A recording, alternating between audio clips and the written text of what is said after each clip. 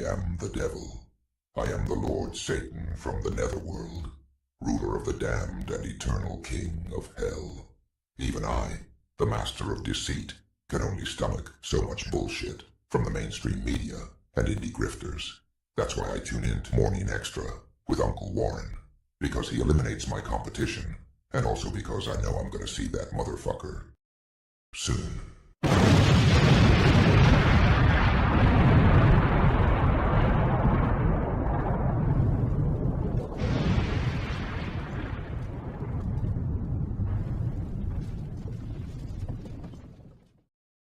Deo, Deo.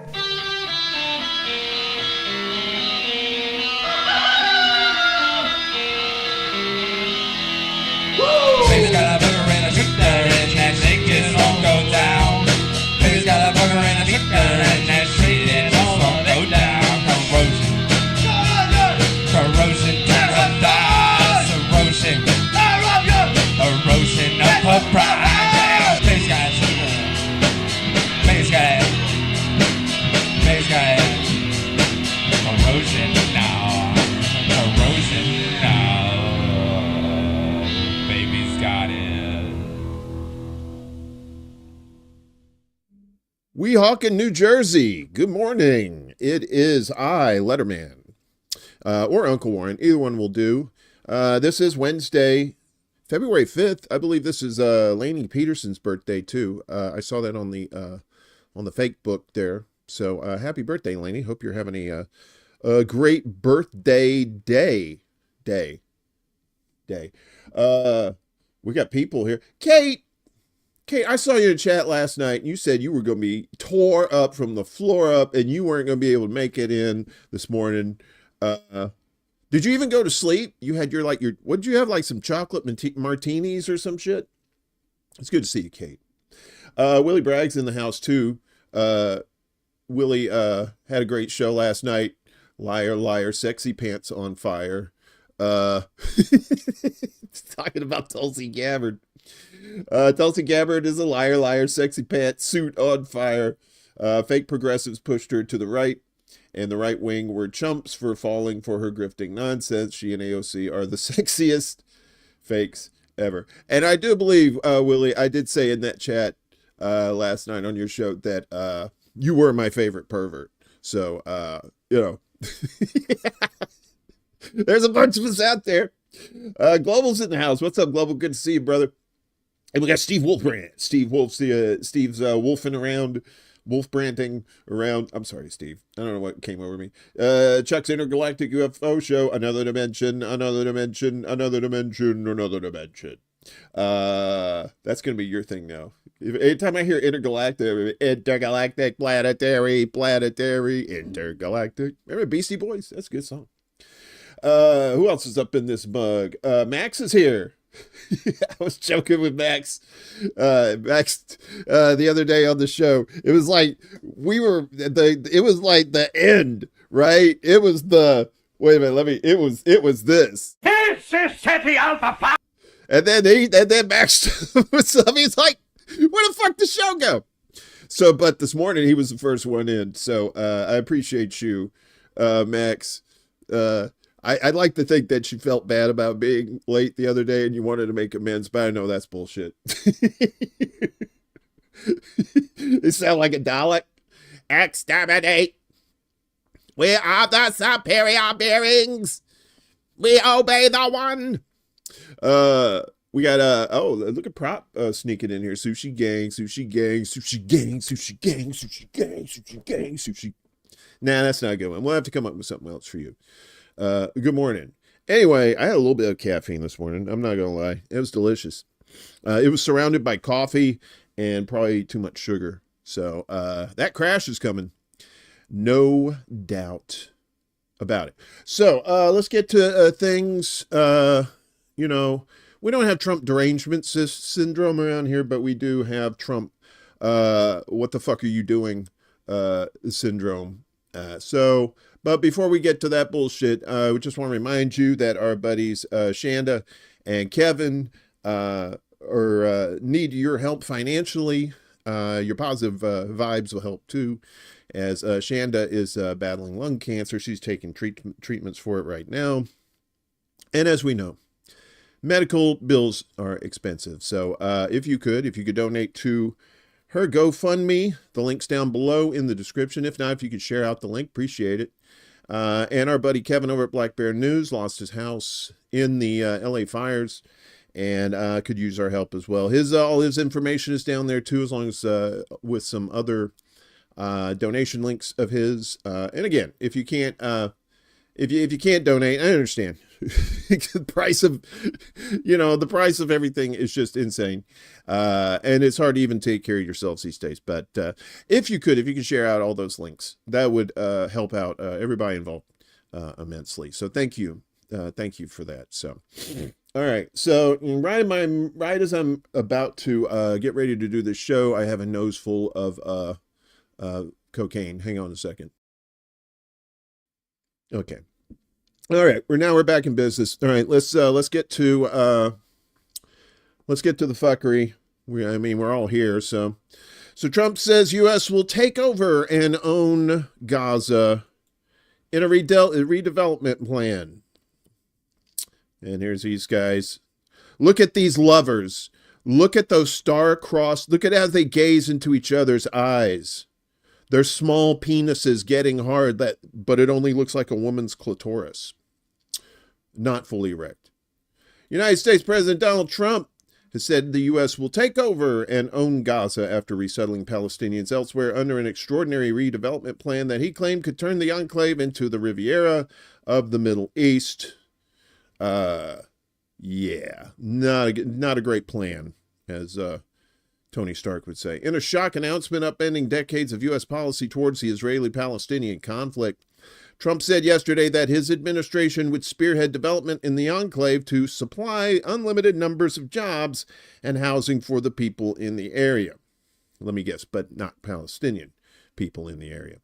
Marcus, what's up, buddy? Good to see you. I swallowed my own smegma. Wait, no, I didn't swallow. Don't be spreading rumors. What did you, I know you walked right into that. Sorry. So the U.S. will take over the Gaza Strip and we'll do a good job. And we'll do a job with it too. He says, he doesn't even say a good job. He'll say, we'll do a job with it. We'll own it. Trump said at the White House after talks with Israeli Prime Minister Benjamin Netanyahu, adding that his administration would take responsibility for clearing destroyed buildings and dismantling dangerous unexploded bombs and other weapons. Yeah, right. Well, we'll just come on in, we'll do a little light house cleaning for you. Next thing you know, all your shit's stolen. Your house is on fire. Hamas, the Palestinian group that governs Gaza, swiftly condemned the proposal as a recipe for creating chaos and tension in the region. Like there wasn't enough chaos and tension in the region, right? Our people in the Gaza Strip will not allow these plans to pass, the group said in a statement. What is required is an end to the occupation and aggression against our people, not their expulsion from their land. Our people in Gaza have thwarted displacement and deportation plans under bombardment for more than 15 months. Trump's extraordinary proposal cast a pall of uncertainty over the next round of negotiations to extend the fragile ceasefire between Israel and Hamas. The initial 42-day truce, which will see the release of 33 Israeli captives and nearly 2,000 Palestinian prisoners, expires March 1st. Earlier yesterday, a Hamas spokesperson said negotiations for a second phase of the ceasefire had begun. If agreed to, that phase would see the full withdrawal of Israeli troops from Gaza and the freeing of all captives. I wouldn't depend on that. Talk to Lebanon about Israel leaving when they're supposed to. Trump cast doubt on the strength of the agreement and the likelihood it would last. The strikes could start tomorrow, Trump said. In his announcement of the redevelopment plan for Gaza, Trump suggested the U.S. would take a long-term ownership position over the enclave. Hey, Bella, what's going on? Good to see you, bud. This was not a decision made lightly. Yeah, I'm pretty sure that was a decision made lightly. Everybody I've spoken to loves the idea of the U.S. owning that piece of land. Who the fuck loves the idea of U.S. owning Gaza except you and your greedy mother fucking pieces of shit, friends. Developing, creating thousands of jobs. Yeah. That's all. There's always the promise of jobs, right? That little hook. They go, I got jobs for you. Come on. You want a job? I got jobs. And then you go, oh, where are the jobs? You went, oops, all gone. Desert Manders. Good morning. Good morning, camper. So he said, I've spoken, who the idea of owning the people, developing, creating thousands of jobs. Yeah. Bullshit.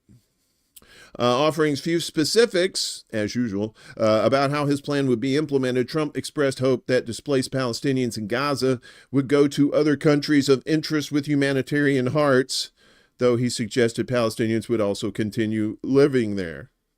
U.S. President said Gaza could become home to the world's people. I think you will make that into an international, unbelievable place. I mean, like Disney? I think the potential in the Gaza Strip is unbelievable. I think the entire world, representatives from all over the world will be there and they'll live there. Palestinians also. Palestinians will live. What the fuck is he smoking? Did somebody open, like, model glue around him? Because he picked the wrong day to start sniffing glue. Many people will live there.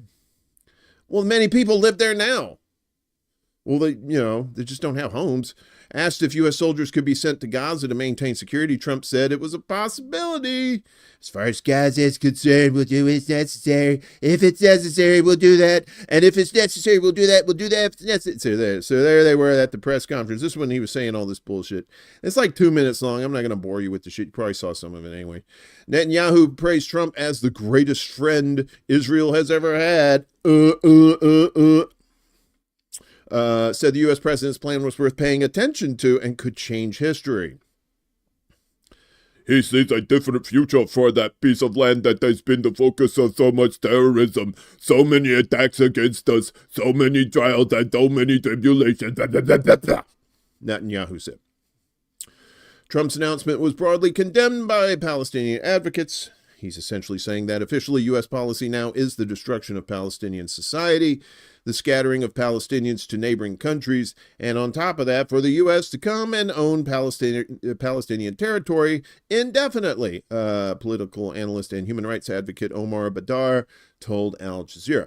I don't know what planet we are living on where these statements are coming out of the President of the United States. No, yeah, this is idiocracy, dude. This is Hector Camacho, whatever. We're here, right? Where's the Brondo? Why aren't we watering plants with Brondo? That's coming. Abed Ayoub, executive director of the American Arab Anti-Discrimination Committee, the ADC, described Trump's proposal as terrifying and insane. I know. Well, okay, fair enough. My Bibi and my Kissinger are interchangeable. Aren't they both Israeli? Come on. Even though Bibi's from like Baltimore or some shit.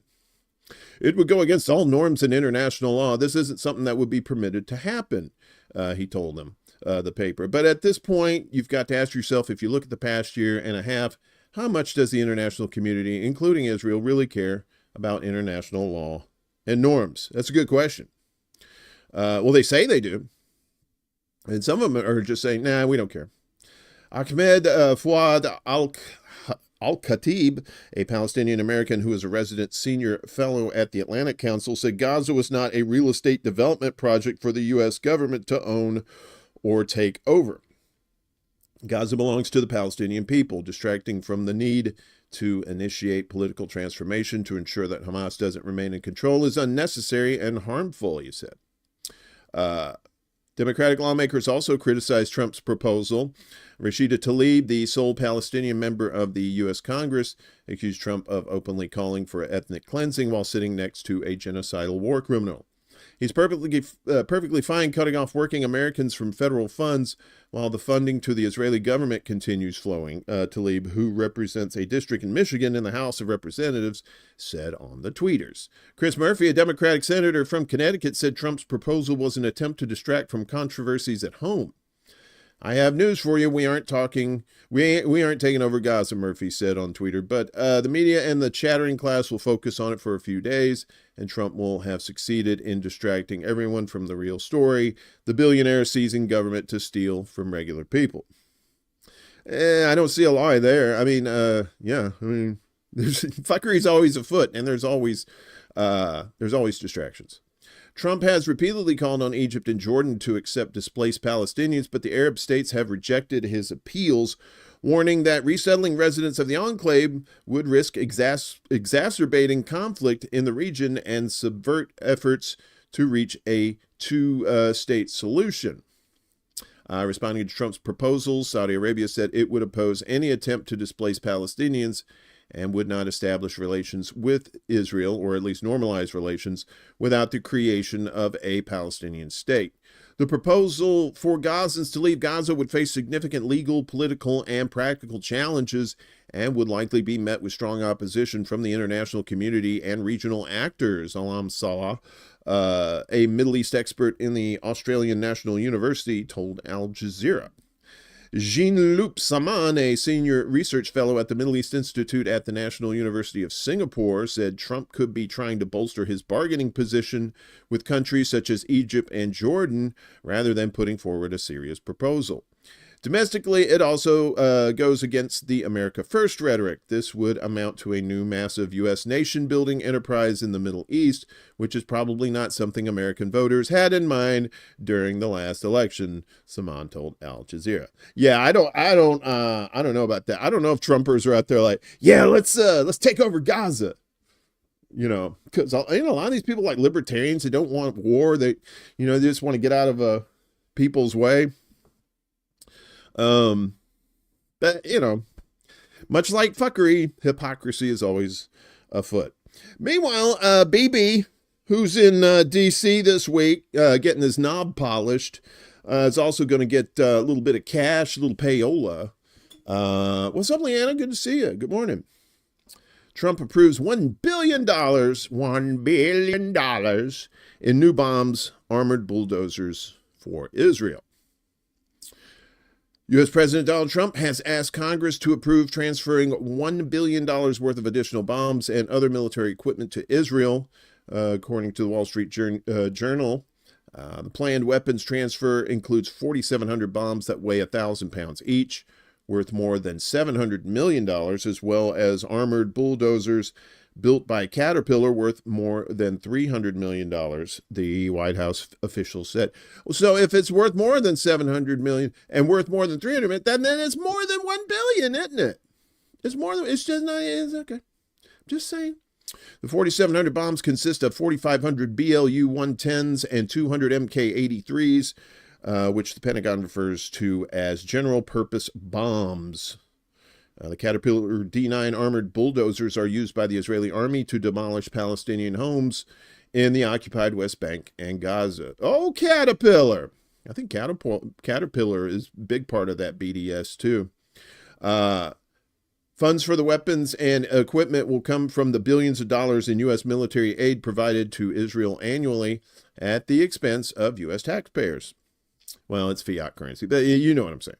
U.S. supplied bombs have significantly contributed to Israel's killing of over 62,000 Palestinians in Gaza, the majority women and children, since the start of the war in 2023. The report of the new weapons transfer comes as Israeli Prime Minister Netanyahu and other Israeli officials are in Washington sucking cock, getting money, and getting their knob polished, too, because they all blow each other. It's like some sort of Caligula thing in Washington, D.C. Bibi is expected to pressure Trump to approve additional arms transfers that were initially requested by former President Joe Biden, according to the Wall Street Journal. These additional arms requests include $8 billion in new bombs, missiles, and artillery rounds. $8 billion more for genocide. Before Israel's ground invasion of the city of Rafah in southern Gaza last spring, the U.S. suspended just one shipment of 2,000-pound bombs to Israel. I know, right? Trump lifted the suspension last week, saying he released the bombs because they paid for them and they have been waiting for them a long time. Okay. Bibi later thanked Trump in a video message. While a temporary ceasefire is currently in place in Gaza, Israel is escalating its war on Palestinians in the occupied West Bank, including through the use of airstrikes. February 1st, 3 Israeli airstrikes killed 5 Palestinians and injured 3 others in Jenin in the northern occupied West Bank. Among the victims was a 14-year-old. During the recent Israeli army campaign in Jenin, dozens of houses have been demolished, and roads in the refugee camp there have been dug up by armored Israeli bulldozers, probably caterpillars, driving thousands of people from their homes. Yes, Caterpillar runs on genocide. Since the beginning of Israel's war on Gaza, Israeli forces and settlers have killed more than 900 Palestinians across the occupied West Bank. As the war began, former National Security Minister Itamar Ben-Gvir initiated a campaign to arm Jewish settlers in the occupied West Bank with thousands of additional high-caliber rifles and probably other things. He also intensified calls for Israel to annex the occupied Palestinian territory. When asked about the possibility of annexing on Tuesday, Trump did not answer the question, but stressed Israel's small size. "It's a pretty small piece of land," Trump said. "It's amazing what they've been able to do when you think about it. A lot of good, smart brain power." Yeah, well, I don't know how you would recognize that, Trump, because you don't have any of that shit. See, that's the only reason Trump got elected is because of the incompetence of Democrats and liberals and a lot of feckless lefties who are like, well, maybe we should get... No, bitch, it's time to fight. These motherfuckers fight dirty, so should the left. It's time to stop being pussies about it. Sorry, not sorry. We're going to have to do some hard shit. And these motherfuckers ain't playing. None of them are. Speaking of not playing, this is an excellent story I heard. Well, I mean, it's not an excellent story, but it's encouraging for people who like are under this kind of oppression there, right? Like the Palestinians are. So this two-bus operation raises question about Israeli security command. So let's get to this. So let's see. Okay. So Israeli media have raised serious questions about the military's security failures after a Palestinian gunman infiltrated yesterday a military checkpoint near the village of Taysir, southeast of Jenin in the northern West Bank, killed 2 Israeli soldiers and injured others before being shot dead himself. According to Israeli reports, a Palestinian man reached the military post, took position inside a guard tower, and opened fire on Israeli forces using an M16 rifle. The incident has sparked concerns over how he managed to approach undetected and engage in combat at close range. It's kind of similar to, October 7th, right? Well, you got Hamas coming in these paragliders and like, where the fuck they come from? How'd they do that? Yeah, Israel is not as good as they tout themselves to be. Israeli Channel 24 described the operation as deeply troubling, saying there are difficult and pressing questions from the initial investigation about how the armed attacker, carrying an M16 and extra magazines, was able to reach such close proximity to the site without being noticed and take the army by surprise. The report further questioned, how did he enter without being detected, approach the checkpoint, and manage to engage in a gunfight? See, U.S., if these are the kind of people, if you go in there and try and do that shit, these Hamas, man, these people, they ain't gonna fuck around. Military correspondent Duran Kadash noted that the Palestinian fighter successfully infiltrated the military post in the northern Jordan Valley, climbed to an upper floor, and reached the guard tower before opening fire. This incident is concerning and will require more difficult questions to be asked, Kadash said. Israeli media also pointed to the lack of clarity regarding the attacker's identity, how he arrived at the site, and whether he acted alone or was directed by others. These are questions the Israeli army must answer, report said, adding that the investigation is still ongoing. 2 Israeli soldiers were killed and 6 others were wounded yesterday morning in a shooting operation near the village of Taysir, east of Tubas, in the northern occupied West Bank. Israeli military radio had confirmed that 8 soldiers were injured in total, with 2 sustaining fatal wounds. The wounded were airlifted to hospital by a military helicopter. Israeli media reported that the shooting took place near a village where the Israeli army is operating as part of its aggression on the northern West Bank. Israeli media added that the Taysir area witnessed an armed confrontation between a Palestinian man and Israeli soldiers, which led to fatalities and injuries among the Israeli forces. Later, it was confirmed that the Palestinian who carried out the operation was martyred. In detail, the shooter had reached the military checkpoint near Taysir, barricaded himself inside a watchtower, and you know the rest. So, and that's guerrilla warfare, y'all. That's why we couldn't win Vietnam, right? That's why you can't win wars like that. You can't oppress a people like that without some sort of retaliation. And the more you oppress, it's like a spring, right? You know, as you take a spring and you compress a spring, right? And you just get it as tight as you can. And you have all this potential energy, right? And then when you take one hand away, and that's what you compress these people like this, you know, and it won't be just them. They'll bring in their buddies too. They'll bring in friends. And then we're going to have fucking World War III in the middle of the goddamn desert. Yay, Christmas. Pizza's my birthday. So, of course, people are pissed off about this, to be sure.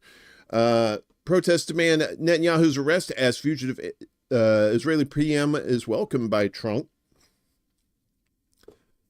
The woman-led peace group Code Pink is set to hold bi-coastal demonstrations this week as Israeli Prime Minister Netanyahu and his lackeys in the U.S. government ignore an international criminal court arrest warrant for the right-wing leader who stands accused of war crimes and crimes against humanity in Gaza. Netanyahu arrived Monday in the U.S., which has not ratified the Rome Statute governing the ICC, after crossing the airspace of European nations that are signatories to the treaty. Say, yeah, international, they don't give a fuck. If it's Israel, no, the law don't apply. The Israeli leader and Republican President U.S. Donald Trump were scheduled to hold a joint news conference Tuesday, which they did. Later in the week, Netanyahu is set to meet with Trump administration officials and congressional leaders who recently spearheaded bipartisan passage of House legislation to sanction ICC officials for seeking to hold Netanyahu and Yoav Gallant, his former defense minister, accountable for waging war, whose conduct is also the subject of an ICC or an ICJ genocide case. No matter who's in power, the imperialist leaders continue to fully support and fund the Zionist entity's escalating genocide of the Palestinian people, Code Pink said in an online announcement on Tuesday afternoon of a Tuesday afternoon protest in D.C. and referring to Israel. While both Trump and Netanyahu continue to publicly advocate for total ethnic cleansing, we must ensure that they do not convene in our city without the people taking a stand, the group added. We reject war criminals being welcomed into our city. Join us Tuesday to reject this meeting, which will inevitably advance their genocidal plans. Groups including Code Pink, Council on American Islamic Relations, that's CARE, Americans for Justice in Palestine Action, the U.S. Council of Muslim Organizations, and American Muslims for Palestine are also planning a Tuesday afternoon press conference to demand Netanyahu's arrest, which they did. Code Pink is also set to hold a demonstration outside Berkeley, California City Hall this afternoon. War criminal Benjamin Netanyahu should not be welcomed to the United States. He should be arrested for war crimes, the Bay Area chapter of Code Pink asserted. We are speaking out against the meeting between Trump and Netanyahu and taking a stand against the U.S. funding of the Zionist genocide of the Palestinian people. In addition to calling on the U.S. to end all military aid to Israel, Code Pink Bay Area condemned the Trump administration's plan to imprison tens of thousands of migrants in the notorious military prison at Guantanamo Bay. We'll talk more about that later on. The White House confirmed Tuesday that U.S. officials have begun sending immigrants there. Amnesty International said Tuesday on social media that by welcoming Israeli Prime Minister Netanyahu, wanted by the ICC to face charges of war crimes and crimes against humanity, the U.S. is showing contempt for international justice. Well, I mean, he knows nobody's going to do anything about it. That's the thing. If you allow somebody to do it, you just give them a little slap on the wrist or a strongly worded letter, of course they're going to still do it. Fuck off. The Biden administration flouted any efforts at international justice for Palestine now by not arresting Netanyahu or subjecting him to U.S. investigations. Trump is doubling down, welcoming him as the first foreign leader to visit the White House since the inauguration. The U.S. has a clear obligation under the Geneva Conventions to search for and try to extradite persons accused of having committed or ordered the commission of war crimes. There must be no safe haven for individuals alleged to have committed war crimes and crimes against humanity. George Bush did crimes against humanity. So did Obama, too. They didn't go after those fuckers either. Why? You know. But yeah, you know. The widow Adelson, or whatever her name is, she's pulling all the strings, among others, too. The Zionists have been entrenched for quite a while, and it's going to take a long time to get them out. All right, kind of like getting blood out of a carpet. It's going to be a while. I don't think so either. Not until the rocks start falling out of the sky, Kate. That's the only justice you get. When the rocks start falling from the sky, and it's like, they don't give a fuck who you are. Boom, boom, boom, boom, boom. Because they didn't give a fuck about the dinosaurs either. Why should they give a fuck about us? Meanwhile, Jordan is getting pissed off. Not Michael Jordan. The country Jordan, ready for war with Israel if Palestinians are expelled into its territory. They said, look, I told you, don't bring these people here. They're not coming here. We don't want them here. That's their house. You fucked up their house. You fix their house. Jordan is ready to declare war on Israel in the event that Netanyahu attempts to forcibly expel Palestinians into its territory. That's according to the Middle East Eye. They're reporting. The warning comes in the wake of repeated statements from Trump that he would like to see Jordan and Egypt take in Palestinians as part of a move to clean out the Strip. Well-placed sources in Amman and Jerusalem told a Middle East Eye that the last thing Jordan wants is war, and it's eager for a peaceful solution, but they're adamant that the Jordanians will close the border if refugees begin to cross into the country. If the Israelis seek to reopen it, that would be a casus belli, one source says. I had one of those once. I had to go see a doctor and get it, surgically removed. The Jordanians are under no illusion they could win a war with Israel, but believe they would have no choice but to fight. Yeah, fight or flight. Your back's against the wall. How much bullshit are you going to take? Jordan previously sent extra battalions to its western borders following an unambiguous statement from Amman that it would view any attempt to force Palestinians across the border as a gross breach of the country's 1994 peace treaty with Israel. Israel responded by creating a new eastern division to guard its border with Jordan. Uh-oh. Sounds like somebody's having a spat. One source told Middle East Eye that Trump's proposal was an existential issue both for Jordan and the Hashemite dynasty, pointing out that the country is the third poorest in terms of water in the world. Its 12 million people live largely in a strip of land along the Israeli border close to the Jordan River. It would simply be unable to accommodate a significant inflow of refugees, they said. While the Israelis, with their vastly superior military resources, might quickly win a conventional victory, they would be left having to hold down a sprawling territory with an open desert frontier to the east. The Israeli border with Jordan stretches for 400 kilometers, almost the entire length of the country, and 10 times longer than Israel's boundary with Gaza.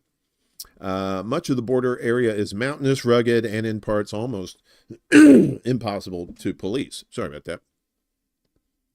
This raises the prospect of the kind of protracted guerrilla campaign that ultimately drove the Americans from Iraq and Vietnam and Korea and Afghanistan. It would almost certainly draw in fighters from Syria, Iraq, Saudi Arabia, and other Arab countries.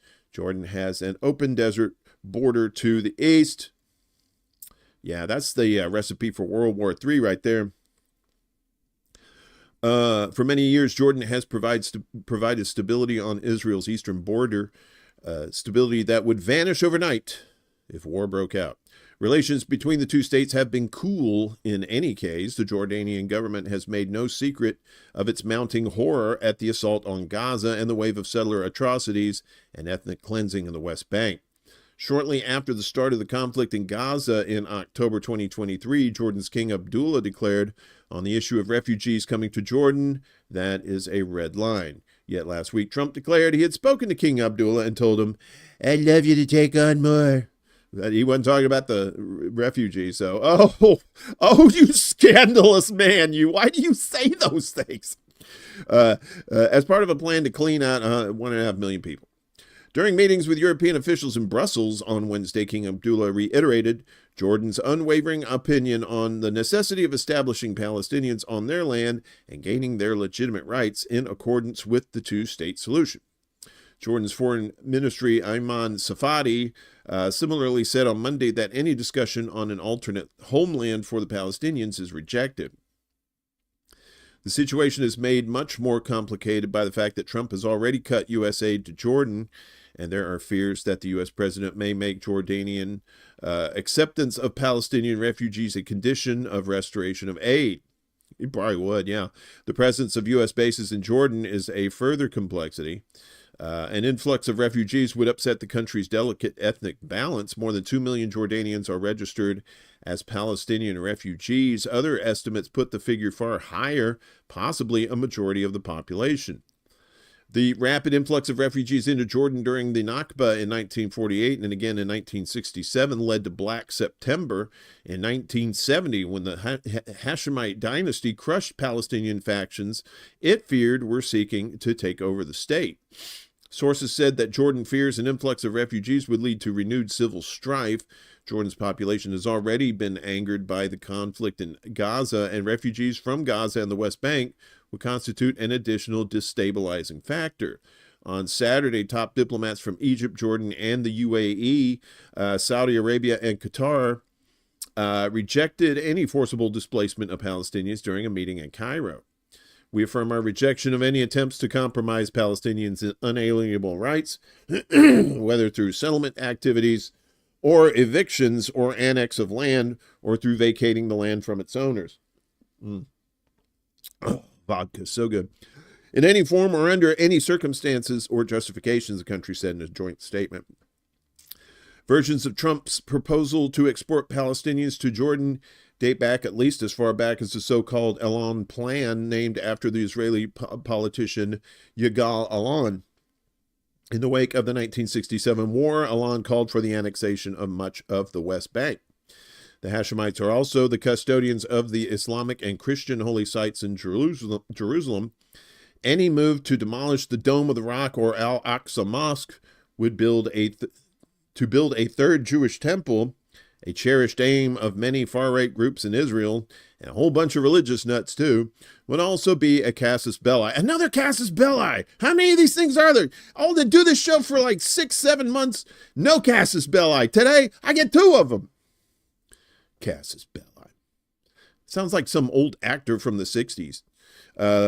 Worrying even Pete Hegseth, Trump's new defense secretary, has recklessly called for the building of a third Jewish temple on the site of Al-Aqsa Mosque in Jerusalem. So I don't know if you're familiar with this. Some of you may not be religious scholars. I'm not a religious scholar, but I do kind of remember a little bit of my Bible days, particularly the book of Revelation. And one of the things that's supposed to set off the apocalypse is, like, you got the Antichrist, and then they're supposed to rebuild the temple, and then there'll be a throne in the temple, and then the Antichrist will sit on the throne and claim that they're God, and then that's when all hell is supposed to break loose. Quite literally, I guess. So anyway, that's just a little religious TLDR to why people want that. And then there's like the red heifers. That's all part of that nonsense. It's just, it's ridiculous. And it's going to get probably a whole lot of people killed. So if the rocks from the sky don't get us, these fucking religious nuts are probably going to get us. That's for fucking sure. Meanwhile, Turkey received some of the Palestinian prisoners exiled by Israel. Whoa, come on now. Turkey announced yesterday that 15 Palestinians liberated from Israeli prisons have arrived in the country as part of the Gaza ceasefire agreement with Hamas. CBC voter, what's up? Good to see you, bud. A few days ago, 15 Palestinians arrived in Turkey via Cairo after being released. Turkish Foreign Minister Hakan Fidan told AFP. Love me some dry weather. Israel demanded the released Palestinians be forcibly exiled from Gaza and the occupied West Bank to Egypt as part of the deal. Then they traveled to Turkey, where arrangements have been made to provide them with a safe and secure life, Turkish officials said. Security sources stated that the mission to support the Palestinian people within the framework of Turkish President Erdogan's vision of peace and humanitarian responsibility will be continued with determination. On Tuesday, Hamas announced that the second round of talks with mediators on the ceasefire and prisoner exchange deal had begun. The resistance movement also stated that Israel is evading and delaying the agreement's implementation on the issue of humanitarian aid, because of course they are. Netanyahu's office said that Israel will be sending a delegation to Qatar this week to discuss the implementation of the second stage of the ceasefire deal and technical details related to the agreement. Hamas is seeking a deal to force a full Israeli withdrawal from Gaza and a permanent end to the war. A leaked Israeli Ministry of Intelligence report from October 13, 2023, suggested Israel seek forcibly expel all 2.3 million Palestinians from their homes in Gaza and resettle them in foreign countries. The plan says the ethnic cleansing should be couched as a humanitarian effort to send Palestinians to safe havens abroad. Yeah, don't worry. We're going to make sure you find a home. Well, we have a home. We're already home. No, we're going to find you another home. This week, Trump made several comments appearing to advocate the intelligence ministry's plan, which was leaked shortly after the start of the war on Gaza. Over 62,000 Palestinians, as we said, were killed and are still missing as a result of Israel's genocidal war that began over 15 months ago. In addition to the thousands of Palestinians who have been held captive in Israeli prisons for years, an estimated 15,000 Palestinians from Gaza have been abducted and held in detention centers since the start of the war. Probably a lot of them at black sites, too, so there may be even more than that. Meanwhile, shifting over to Syria, Turkey plans to establish military bases there. The Turkish army is planning to establish two new military bases in Syria that it will use to train the new armed forces in the country. Unnamed Arab sources were cited as saying by the Turkey newspaper on February 3rd. Turkey will train the country's army in two military bases it will establish in Syria. Turkey and Syria will sign a joint defense agreement.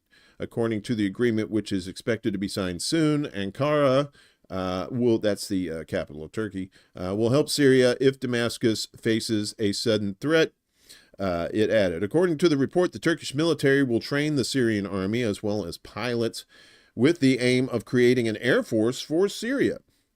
Since Israel bombed the fuck out of the last one, the military agreement that they plan to sign stipulates that Ankara will house 50 F-16 warplanes at the two new bases until the Syrian Air Force has been completed, the report goes to say. This aims to prevent any attack on the country's sovereignty. The report also states that authorities in Syria have requested that Turkish drones, radars, and electronic warfare systems be deployed along the country's border with Israel. Upon Ahmad al-Shara's assumption of the Syrian presidency days ago, it was announced that all armed factions, including the self-appointed president's Hayat Tahrir al-Sham, better known as HTS, extremist group, will be dissolved and incorporated into state institutions, including the army. Many foreign fighters who came to Syria post-2011 to fight the former government of Bashar al-Assad, including Chinese, Uyghurs, Albanians, Turks, and Jordanians, have been, I bet that was a hell of a party, have been given top positions in the new Syrian army. Many of these new army officials were originally members of ISIS or al-Qaeda-linked factions. The report comes a day before Shara, formerly known as Abu Muhammad al-Jaladi, himself a former al-Qaeda and ISIS chief, is expected to make a first official visit to Turkey after his trip to Saudi Arabia, where he met with Saudi Crown Prince Mohammed bin Salman, or MBS, as he's known. Shara is expected to meet with officials and discuss several issues with the Turkish leadership, including economic recovery and security. We believe that Turkey-Syria relations, which have been reestablished after the liberation of Syria, will strengthen and gain dimension with the visit by Ahmad al-Shara and his delegation, said the head of the Turkish presidency's Directorate of Communications, Fahrettin Altun. Turkey has backed HTS for years and supported the 11-day offensive that resulted in the collapse of the Assad government on December 8th. Turkey's military has been occupying Syria since 2016. Since the fall of Assad's government, Israel has established a wide-scale occupation across the south of Syria. Yeah, and we were telling you about that, how Syria is just carved up right now and will continue to be carved up, for as long as it takes. So, speaking of carved up, looks like they're going to carve up Ukraine thanks to Zelensky and his lust for money. Willie, I saw that last night when you had Turncoat Don. You had Zelensky out there. Okay, money. I mean, goodbye. That was the funny shit. Give me money. Give me money. So Zelensky offers U.S. rare earth minerals deal amid Trump aid conditions. There he is. I want money. This clear plastic is not money. Give me money. Ukrainian President Volodymyr Zelensky has called on American companies to invest in Ukraine's rare earth minerals, responding to Donald Trump's recent remarks suggesting that security assistance to Kiev should be tied to access to these resources, because of course they should. On Monday, Trump stated that he expects strategic metals in return for U.S. security guarantees, emphasizing the importance of these materials for various technologies. We're telling Ukraine they have very valuable rare earths. We're looking to do a deal with Ukraine where they're going to secure what we're giving them with their rare earth and other things. We want a guarantee. We're handing them money hand over fist, Trump said. Trump sounds like some dumbass uncle that doesn't know how the economy works, right? He goes, I feel my money going in. And so, no, your money's not going there. That's it. Yeah. But he is right. We were handing them money, hand over fist, but U.S. money. Zelensky, who had previously raised the idea with Trump last year, said allowing U.S. firms to develop these resources would be a fair exchange for Washington's military and economic aid in Ukraine's war with Russia. I would like U.S. business to develop. Wait a minute, I would like U.S. business to develop this field here. Zelensky said in comments released by his office. Can you imagine a conversation between Zelensky and RFK Jr.? I don't know. That would be torture. That would be torture for me. We are open to the fact that all this can be developed with our partners who are both helping us to protect our land and pushing the enemy back with their weapons and sanctions package. And this is absolutely fair. He'd be like, hello, RFK Jr., how are you? And RFK, I can't do the RFK impression like Lucy can. It just sounds like a car that's trying to crank on a cold day. Zelensky noted the importance of mineral investments in his economic strategy for winning the war, framing it as an integral component of Ukraine's post-war reconstruction and security. He explained that the matter is an important economic point within his broader victory plan for securing Ukraine's future. The Ukrainian president also revealed that he had discussed this investment initiative during a meeting with Trump in the U.S. last autumn, telling him, I told him that we are open to investments from American companies. At the time, Zelensky noted that this initiative aimed to safeguard Ukraine's natural resources while fostering economic ties with key international allies. The proposal has drawn criticism from international leaders, with German Chancellor Olaf Scholz describing Trump's approach as selfish and suggesting that these resources should be preserved for Ukraine's post-war recovery rather than leveraged as a condition for aid. Zelensky also confirmed that discussions are underway with Trump's Ukraine envoy Keith Kellogg, and preparations are in progress for a delegation to visit Kiev. We already have started working on the dates when the American team will arrive. We're now agreeing on the dates and the delegation, and we are waiting for the teams. We will work jointly, he said. Later on Tuesday, in his evening address, Zelensky stated that his administration had already begun substantial talks with Trump's representatives on the issue. Meanwhile, rare earth elements remain a key global resource, with China currently controlling around 70% of the global supply. Yikes! The U.S. has been seeking to reduce its reliance on Beijing, making access to Ukraine's reserves particularly strategic and utterly delicious. What happened? He doesn't know how the world works or anything. Yeah, that's true. Trump thinks he knows a lot of shit, but he doesn't.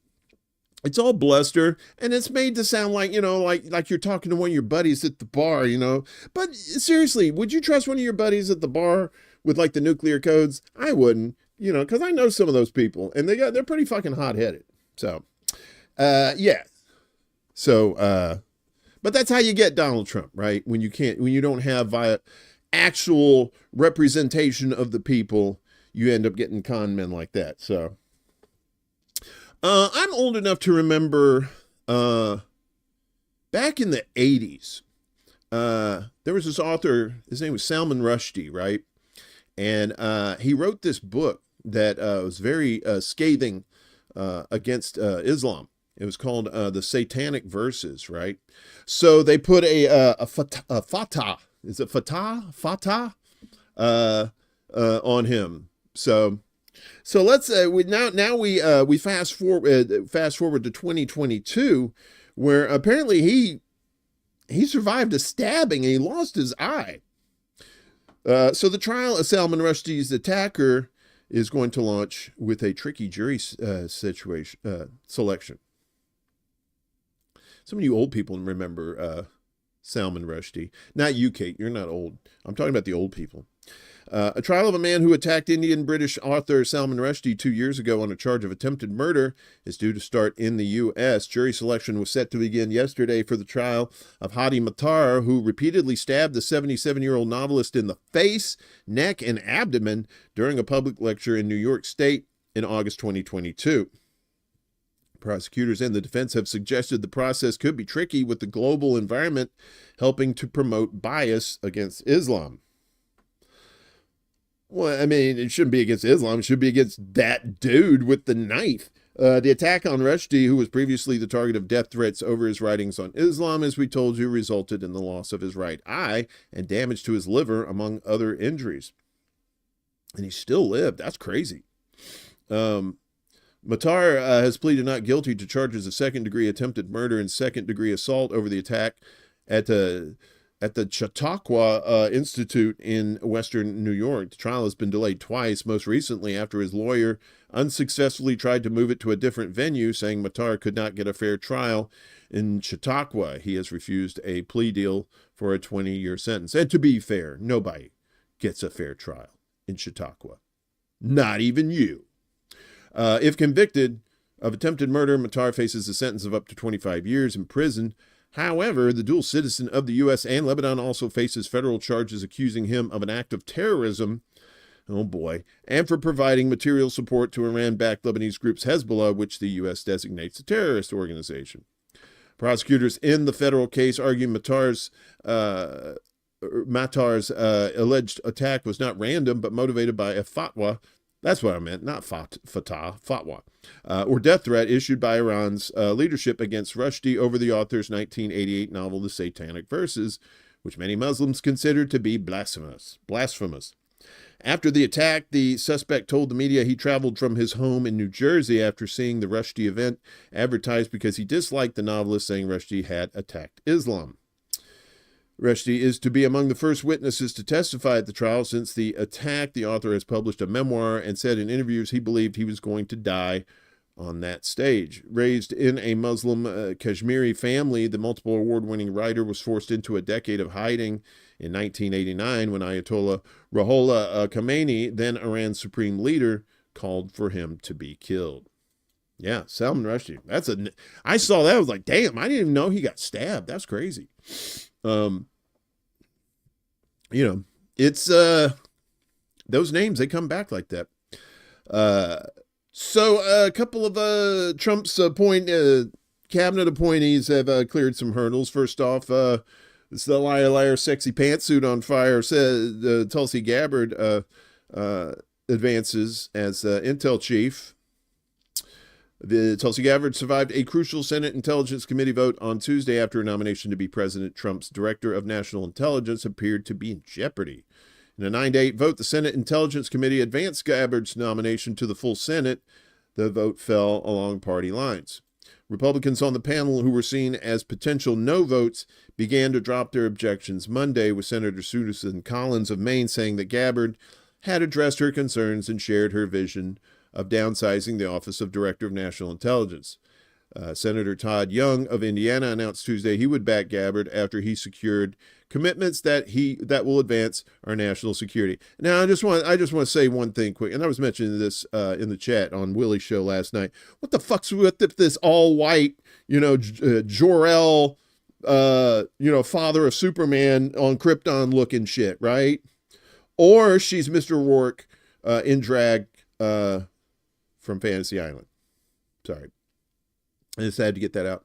Trump's choice to lead the intelligence community was seen as one of the most vulnerable nominees heading into her confirmation hearing on January 30th when she was grilled on a number of controversial positions she's taken over the years. She faced skepticism from senators over her decision to meet with Syrian dictator Bashar al-Assad in 2017, her past push to pardon National Security Agency whistleblower Edward Snowden, her comments about Russia's war in Ukraine, and her past opposition to renewing a key government surveillance authority known as Section 702 of the Foreign Intelligence Surveillance Act, also known as FISA.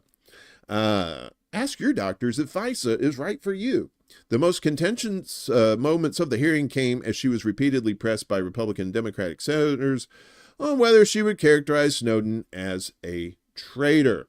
This reminds me of that John Kennedy, Senator John Kennedy, when they had the people from the Palestinians community in there, and they kept saying, kept pressing her to say Hamas was, a terrorist organization. It's saying the same thing. Snowden's a traitor. Hamas is it's all about the language.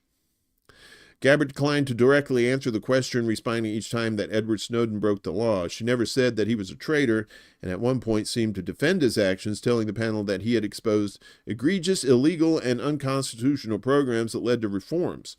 During the 2020 presidential campaign, Gabbard vowed to pardon Snowden, who leaked a trove of information on the U.S. government's top-secret mass surveillance programs.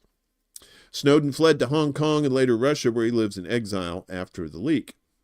I do not agree with or support all of the information and intelligence that he released, nor the way in which he did it, Gabbard told senators. Gabbard also sought to alleviate concerns about her criticisms of FISA Section 702, which allows the U.S. to collect foreign communications without a warrant. U.S. officials say it's crucial to protecting national security because it helps disrupt terrorist attacks. Cyber attacks and espionage activities. If you got nothing to hide, what are you worried about? Remember that? It does not allow U.S. citizens to be targeted, but their communications can be swept up when they are in contact with a targeted foreigner. And so that means, like, if you're in New York or some major city, you could easily get swept up in that. Gabbard told senators during her confirmation hearing last week it was essential to national security years after she tried to repeal the controversial law. There are a number of areas that we would be blind from a national security perspective without this capability, she said. It also must exist next to having safeguards in place to ensure Americans' civil liberties are protected. Those who would want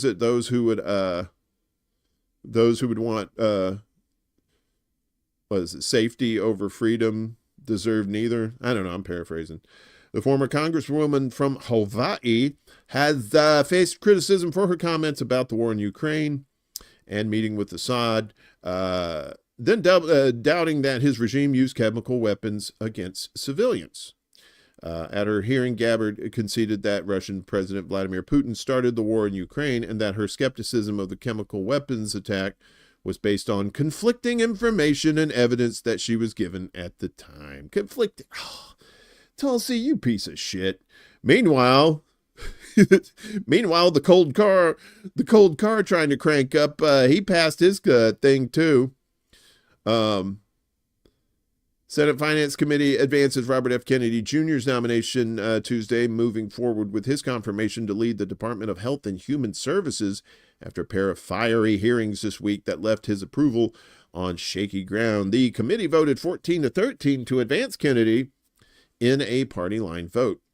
Though the bulk of Republicans on the committee were expected to support advancing Kennedy's nomination, Senator Bill Cassidy, a Louisiana Republican and medical doctor, expressed concern over the president's pick for HHS secretary during RFK Jr.'s confirmation hearings. Cassidy said last week that he had been struggling with Kennedy's nomination because he fears RFK Jr., who has raised doubts about vaccines in the past, could undermine faith in vaccines. Oh, God, Cassidy, what a piece of shit. Cassidy spoke to Kennedy on Sunday, according to a person familiar with their conversation, though the Louisiana senator did not disclose how he planned to vote following the conversation. But Cassidy, who is up for re-election in 2026, ultimately opted to support advancing Kennedy's nomination on Tuesday. Moments ahead of the vote, Cassidy announced that he would support Kennedy in a post on the tweeters, saying he had very intense conversations with Bobby and the White House over the weekend and even this morning, while thanking Vice President J.D. Vance for his honest counsel. Ugh. With the serious commitments I've received from the administration and the opportunity to make progress in the issues we agree on, like healthy foods and a pro-American agenda, I will vote yes, Cassidy said. Kennedy appeared before the Finance Committee on, I keep wanting to call it committee, Finance Committee for a confirmation hearing last week before testifying to the Senate Committee on Health, Education, Labor, and Pensions the following day. During both appearances, Democrats on the committees and even some Republicans grilled the longtime environmental lawyer and activist on his stances on vaccines, abortion, and other issues. President Trump's pick for HHS secretary has faced scrutiny from Democrats and Republicans alike, although Kennedy, who is 71, he's really 71, I thought he was younger than that, initially sought the Democratic presidential nomination and has close ties to the party as the nephew of President John F. Kennedy and the son of Robert F. Kennedy. He dropped out of the presidential race to endorse Trump in August and has long been the recipient of the Democratic establishment's ire. Oh, you don't want ire. Iron Man. Amid the pushback, some had looked to possible support from Senator Bernie Sanders, a Vermont independent, but Sanders said on Face the Nation with Margaret Brennan Sunday that he was not particularly happy with Kennedy's presentation before the Senate committees last week. Without support from Democrats on the committee, which has a one-member GOP advantage, Cassidy's opposition threatened to tank a favorable recommendation for advancing Kennedy's nomination. Meanwhile, two Democrats on the committee, Senators Ron Wyden of Oregon, the ranking member, and Elizabeth Warren, the Queen Snake of Massachusetts, raised alarm about possible conflicts of interest in recent days, penning a letter to Kennedy concerning his potential to profit from vaccine-related litigation. Paired with his long-held stances on vaccine safety, the senators said the possible conflicts give them grave concern about his ability to serve as HHS director. Kennedy has earned referral fees from a Los Angeles personal injury law firm, Wisner Baum, for years. The firm is currently suing Merck concerning warnings about the safety of the HPV vaccine. Kennedy agreed to divest his interests in the cases. He has referred to Wisner Baum to a non-dependent adult family member. Okay. The senators noted in their letter that Kennedy, in his written response to committee questions, indicated he was divesting the interest to one of his adult sons, a detail which they called troubling. The arrangement outlined in your ethics agreement amendment is plainly inadequate, as it would appear to allow an immediate family member to benefit financially from your position as secretary, the senators wrote, adding that vaccine-related decisions that Kennedy could make as HHS secretary could result in significant financial compensation for your family. As if they don't have enough money. The Democrats also asked Kennedy to commit in writing to recuse himself from all vaccine-related communications and decisions and pledge not to litigate cases involving vaccines or have a financial interest in the cases for at least 4 years after leaving office. Kennedy said during Wednesday's hearing that he would comply with all the ethical guidelines. With the advancement out of committee, the fight over Kennedy's confirmation will move to the Senate floor, where his approval isn't guaranteed. Republicans can afford to lose just 3 votes to confirm him without support from across the aisle, with Vice President J.D. Vance serving as a tiebreaker. The developments come as Senate Republicans have pushed to quickly confirm Trump's nominees to his cabinet and top administration posts, with appointees like Secretary of State Marco Rubio and Transportation Secretary Sean Duffy sailing to confirmation, while Defense Secretary Pete Hegseth eked by with a 51-50 vote on his confirmation. That was the tiebreaker. The president decried pushback from Democrats regarding his nominees in a post on Truth Social Sunday, saying no matter how good and well qualified someone is, they are taking maximum time for approval, and laughing about it. Republicans must get tough and must get tough very fast, Trump said. We need our nominees now for the safety and good of our country. Fuck off. These fucking things. And, it's the same thing. Chuck Schumer's like, now we have to stop Trump now. But then he just eked. I thought that was who says eked out? Yeah. So, the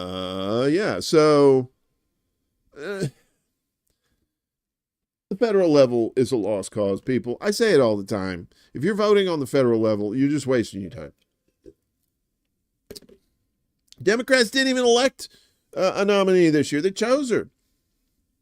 That's, and you want to keep voting?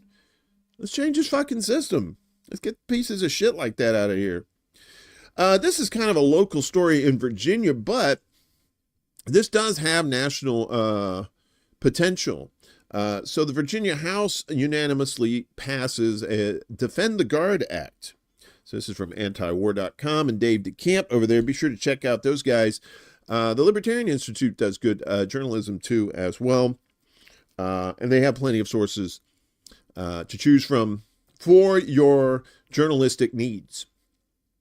So yesterday, the Virginia House of Delegates passed the Defend the Guard Act, legislation that would prohibit the deployment of the state's National Guard to combat zones without a declaration of war from Congress as required by the Constitution. See, they've been doing all this, Patriot Act shit where it's like, we don't have to declare war. We can say it's, we're fighting terrorism. And Virginia's like, I'm going to have to say Hall & Oates, and I can't go for that.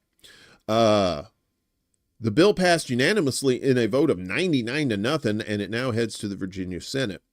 HB 2193, Defend the Guard Act, passes the Virginia House of Delegates 99-0. On to the Virginia Senate. Delegate Nick Freitas, a retired Green Beret who sponsored the bill, wrote on the tweeters, "Thank you all and Godspeed." Sergeant Dan McKnight, the chairman of the Bring Our Troops Home organization behind the Defend the Guard Act, noted Virginia was the home of George Washington, Thomas Jefferson, and James Madison, all of whom agreed that this country can only go to war when there's been a vote cast by the people's elected representatives. McKnight said the Virginia House made their forefathers incredibly proud by unanimously taking a stand and telling the federal government that it needs to obey Article 1, Section 8 of the Constitution. Before Virginia's National Guard put their boots on the ground, members of Congress need to put their names on the dotted line. National Guard soldiers are often deployed in combat zones, including Syria, Iraq, and Somalia. If Defend the Guard legislation starts becoming law in U.S. states, it would significantly impact federal government's ability to wage unconstitutional wars. And it looks like this is just the way this is going to have to be, that they're going to have to do this state by state. Everything. The federal government's not going to be able to do shit. The states are going to have to make these laws now and make the national government deal with it.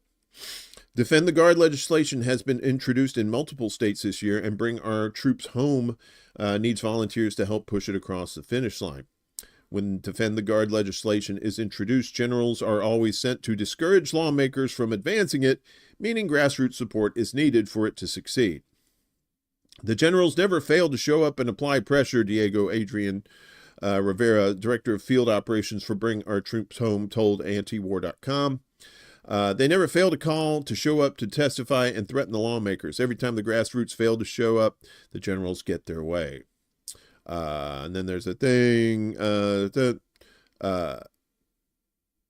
Defend the Guard legislation has a better chance of advancing under the new Trump administration since Secretary of Defense Pete Hegseth endorsed the movement before his confirmation.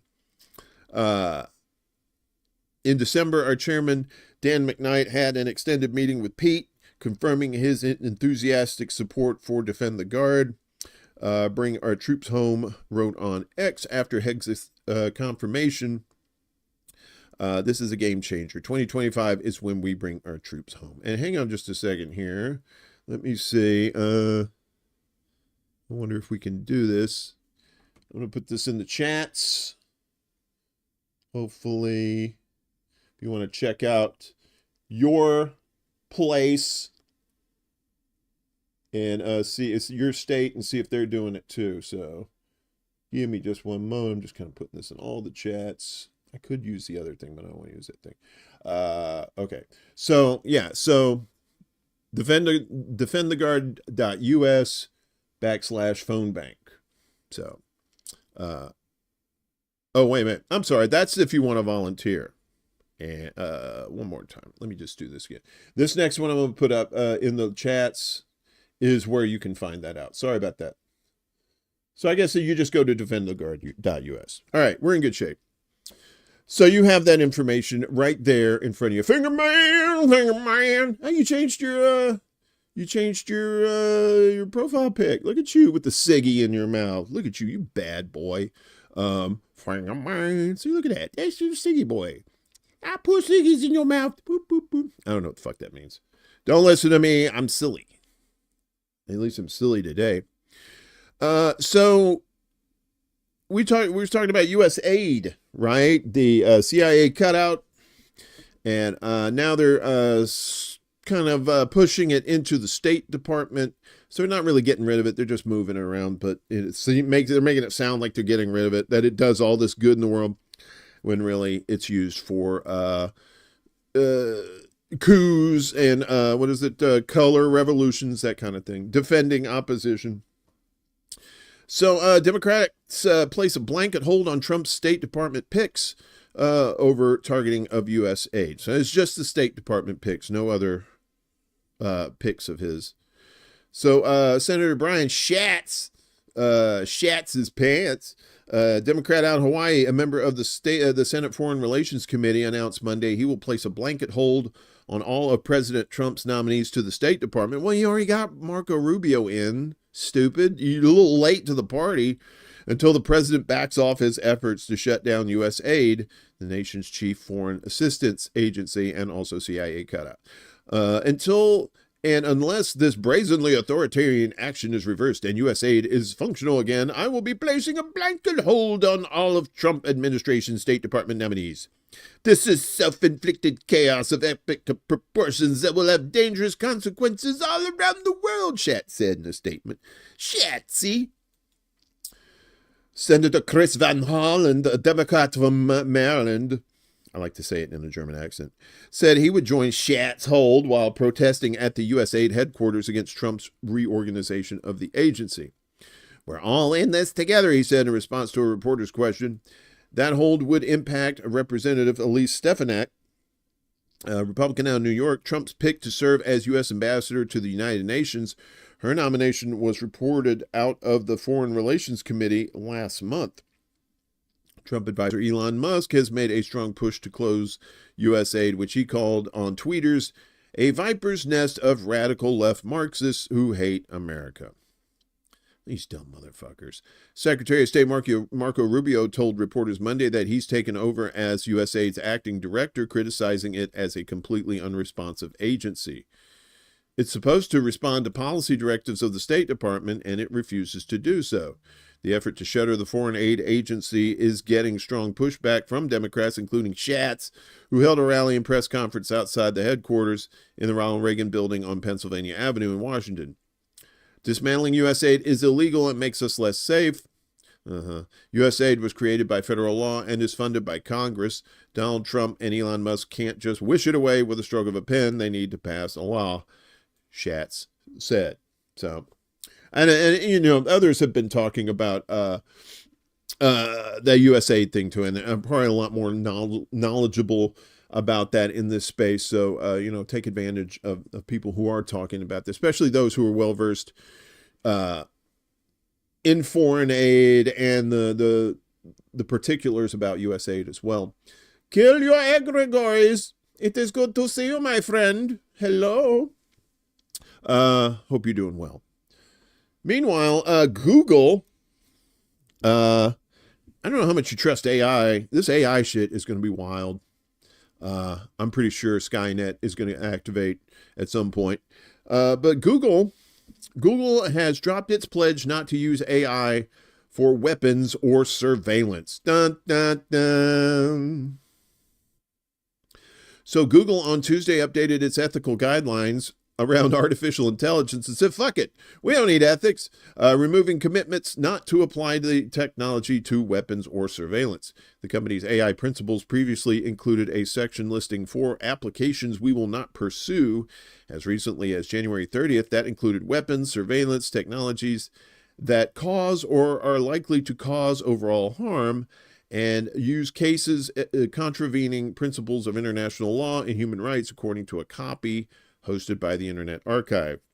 In a blog post published yesterday, Google's head of AI, Demi Hassabis, and the company's senior vice president for technology and society, James Manyika, vice president for technology and society, said Google was updating its AI principles because the technology had become much more widespread and because there was a need for companies based in democratic countries to serve government and national security clients.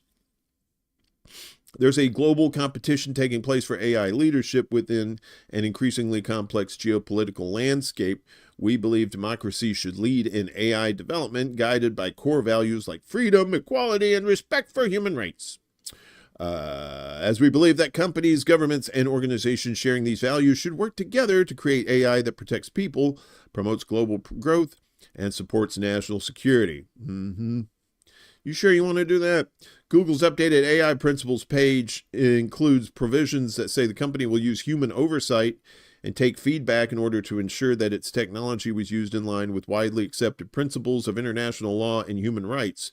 The principles also say the company will test its technology to mitigate unintended or harmful outcomes. A spokesperson for Google declined to answer specific questions about Google's policies on weapons and surveillance because, you know, they probably say some dumb shit that, you know, or the truth. Investors and executives behind Silicon Valley's rapidly expanding defense sector frequently invoke Google employee pushback against Maven as a turning point within the industry. Google first published its AI principles in 2018 after employees protested a contract with the Pentagon applying Google's computer vision algorithms to analyze drone footage. The company also opted not to renew the contract. An open letter protesting the contract, known as Maven and signed by thousands of employees, addressed to CEO Sundar Pichai, stated that we believe that Google should not be in the business of war. But you know what? If war makes money, guess who's going to be in the business of war? G-O-O-G-L-E. We like money, don't you see? That's not a real song.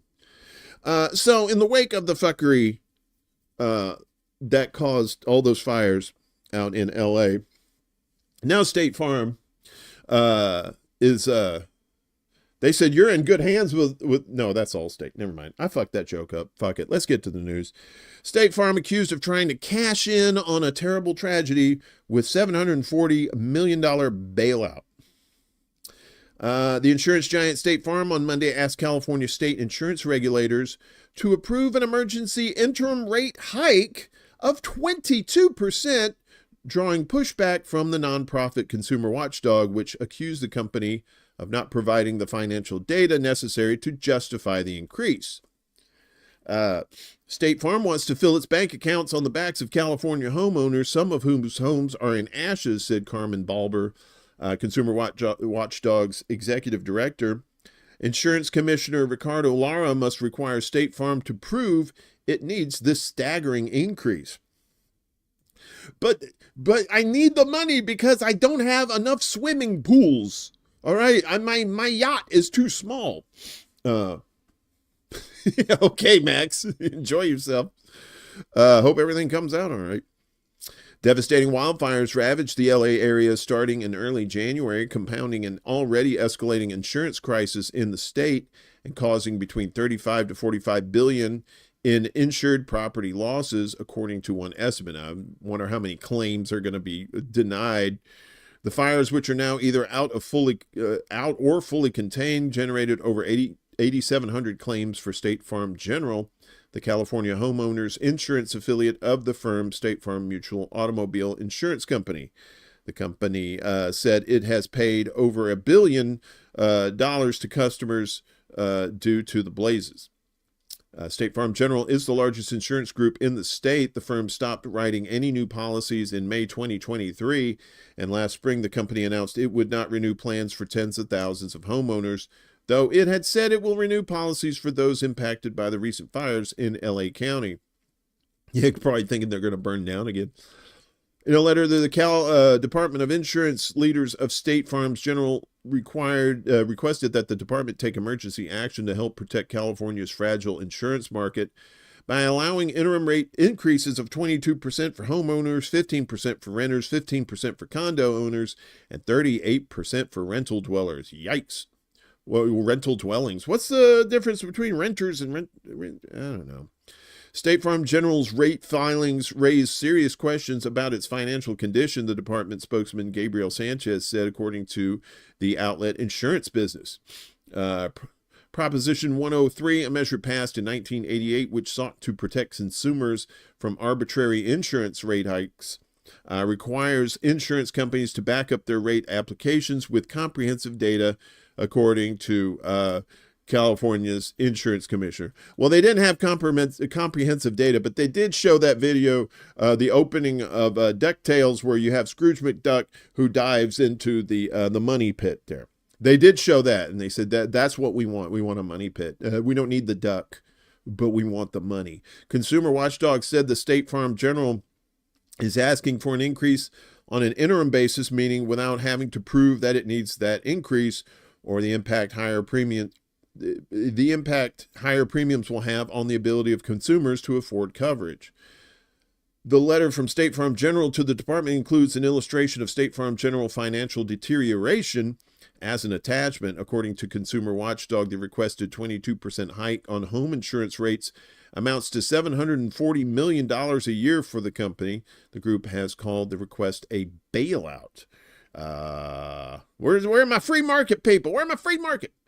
The request comes after State Farm General last summer asked for a 30% rate increase for its homeowners, a 52% rate increase for renters, Jesus Christ, and a 36% rate increase for condo owners. In December 2023, it was approved for a 20% increase for homeowners and condo owners. So there is precedent. The insurance company is trying to cash in on a terrible tragedy by detouring the rules that protect state consumers from insurance price gouging at a time when those safeguards are more important than ever. That's what Balber said. Balber. Yeah, so, you see this too in the aftermath of hurricanes too, like these insurance companies. If they're not denying people, they're trying to cash in on their shit. So I don't know. I for the people in LA, I just hope I don't know. You get out of the state, go find somewhere else, because California is just a shithole. I lived out there for 5 years, And by the time I left, it was really starting to get bad. So all my LA peeps, I love you. I love you. I love you. And that's what I'm saying. Get the fuck out. So like we told you earlier, Trump's starting to send people down to Guantanamo because he's a fuckhead. He sends the first migrants to a detention facility. This is from Kyle Anzalone from Libertarian Institute. The White House reported the transfer of detained illegal immigrants to a migrant detention facility in U.S.-occupied Cuba. During the Bush administration, Bush Jr., the U.S. opened Guantanamo Bay in an effort to deny the detainees constitutional rights. Wall Street Journal reported that the first flight carrying a dozen illegal immigrants from Texas to Guantanamo Bay took place yesterday. Last week, President Donald Trump signed an executive order to expand the migrant facility to 30,000 beds and prepare to begin receiving detainees. The Wall Street Journal added that the migrant facility can only currently hold 120 detainees, and the Pentagon is in the process of deploying 500 Marines to expand the prison.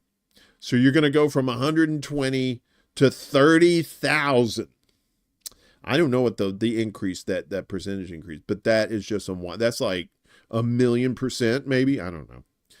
The order was met with backlash as Guantanamo Bay is the site of the infamous torture prison operated by the CIA. During the Bush administration, hundreds of detainees were moved to Gitmo to deny them constitutional rights as they were subjected to torture and other abuses. Yeah, a lot of people down there were held. No charges. They just held. Enjoy your vacation. While the migrant facility is separate from the prison, Department of Homeland Security Secretary Kristi Noem has repeated talking points from Bush officials to justify opening the facility.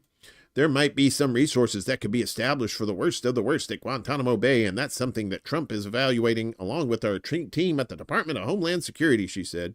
I can't believe that bitch is the lead of the Homeland Security. Holy fucking shit. During the Bush administration, it was frequently repeated that the detainees at Gitmo facility were the worst of the worst. Many of those held at the CIA-run prison were later found to be innocent and released. Like Bush, Trump may see Guantanamo Bay as a place to circumvent prisoners' constitutional rights, suggesting they could remain at the facility for an extended period of time. We have 30,000 beds in Guantanamo to detain the worst criminal illegal aliens threatening the American people, he said at a press conference last week. This will double our capacity immediately, right? And tough, well, it's more than... Fucker doesn't even know math. And tough, that's a tough place to get out of. All right, whatever. It's not Alcatraz. Additionally, while signing the executive order, Trump suggested the illegal immigrants did not have another place to be moved after being deported to Guantanamo Bay. Some of them are so bad we don't even trust the countries to hold them because we don't want them coming back, so we're going to send them out to Guantanamo, he said, where people will never fucking see them again. Maybe, unless some sweetheart comes along and makes the shit better. So, he's talking about those Trump's tariffs on Mexico and Canada the other day. And, hey, Game.film, what's up? And Cowboy Kitty. What's going on, y'all? It's a 2,500% increase. So they're going from 120 beds to 10,000. Thanks, Cowboy, for doing the math. Appreciate it. That's fucked up. 2,500% increase. It's going to be just, they're not going to do it, right? And they're just going to pack them in like sardines, and they're not going to give a fuck about them because it's like, that's the hole. They go to the hole, they're never seen again. Meanwhile, like I said, he had these tariffs, so now he's backing off. He's going to delay the tariffs on Mexico and Canada for a month, right? So Trump will delay the implementation of punishing tariffs on Canada and Mexico for 1 month in exchange for the two countries sending added personnel to their U.S. borders. Trump moved to impose 25% tariffs on Mexico and Canada and 10% tariffs on China over the weekend, prompting retaliatory tariffs from the countries that shook economists and Texas's business community. Mexico is Texas's biggest trading partner by a wide margin, followed by Canada and China. Trump asserted the tariffs were to compel Mexico and Canada into tamping down illegal border crossings. Bullshit. They were scheduled to go into effect Tuesday. Trump said he would pause the tariffs in exchange for Mexico and Canada investing more in border security. Mexican President Claudia Sheinbaum plans to send 10,000 soldiers to the border specifically designated to stop the flow of fentanyl and illegal migrants into our country, Trump said on social media.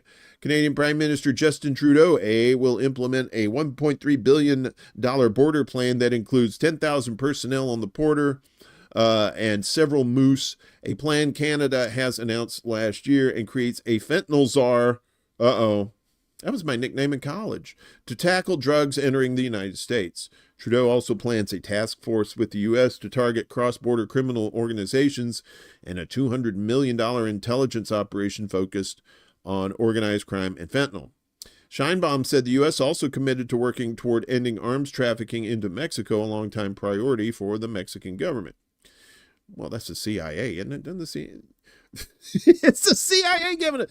During the pause, Trump's Secretary of State Marco Rubio and his pick for Secretary of Commerce, Howard Lutnick. No, that's an unfortunate name.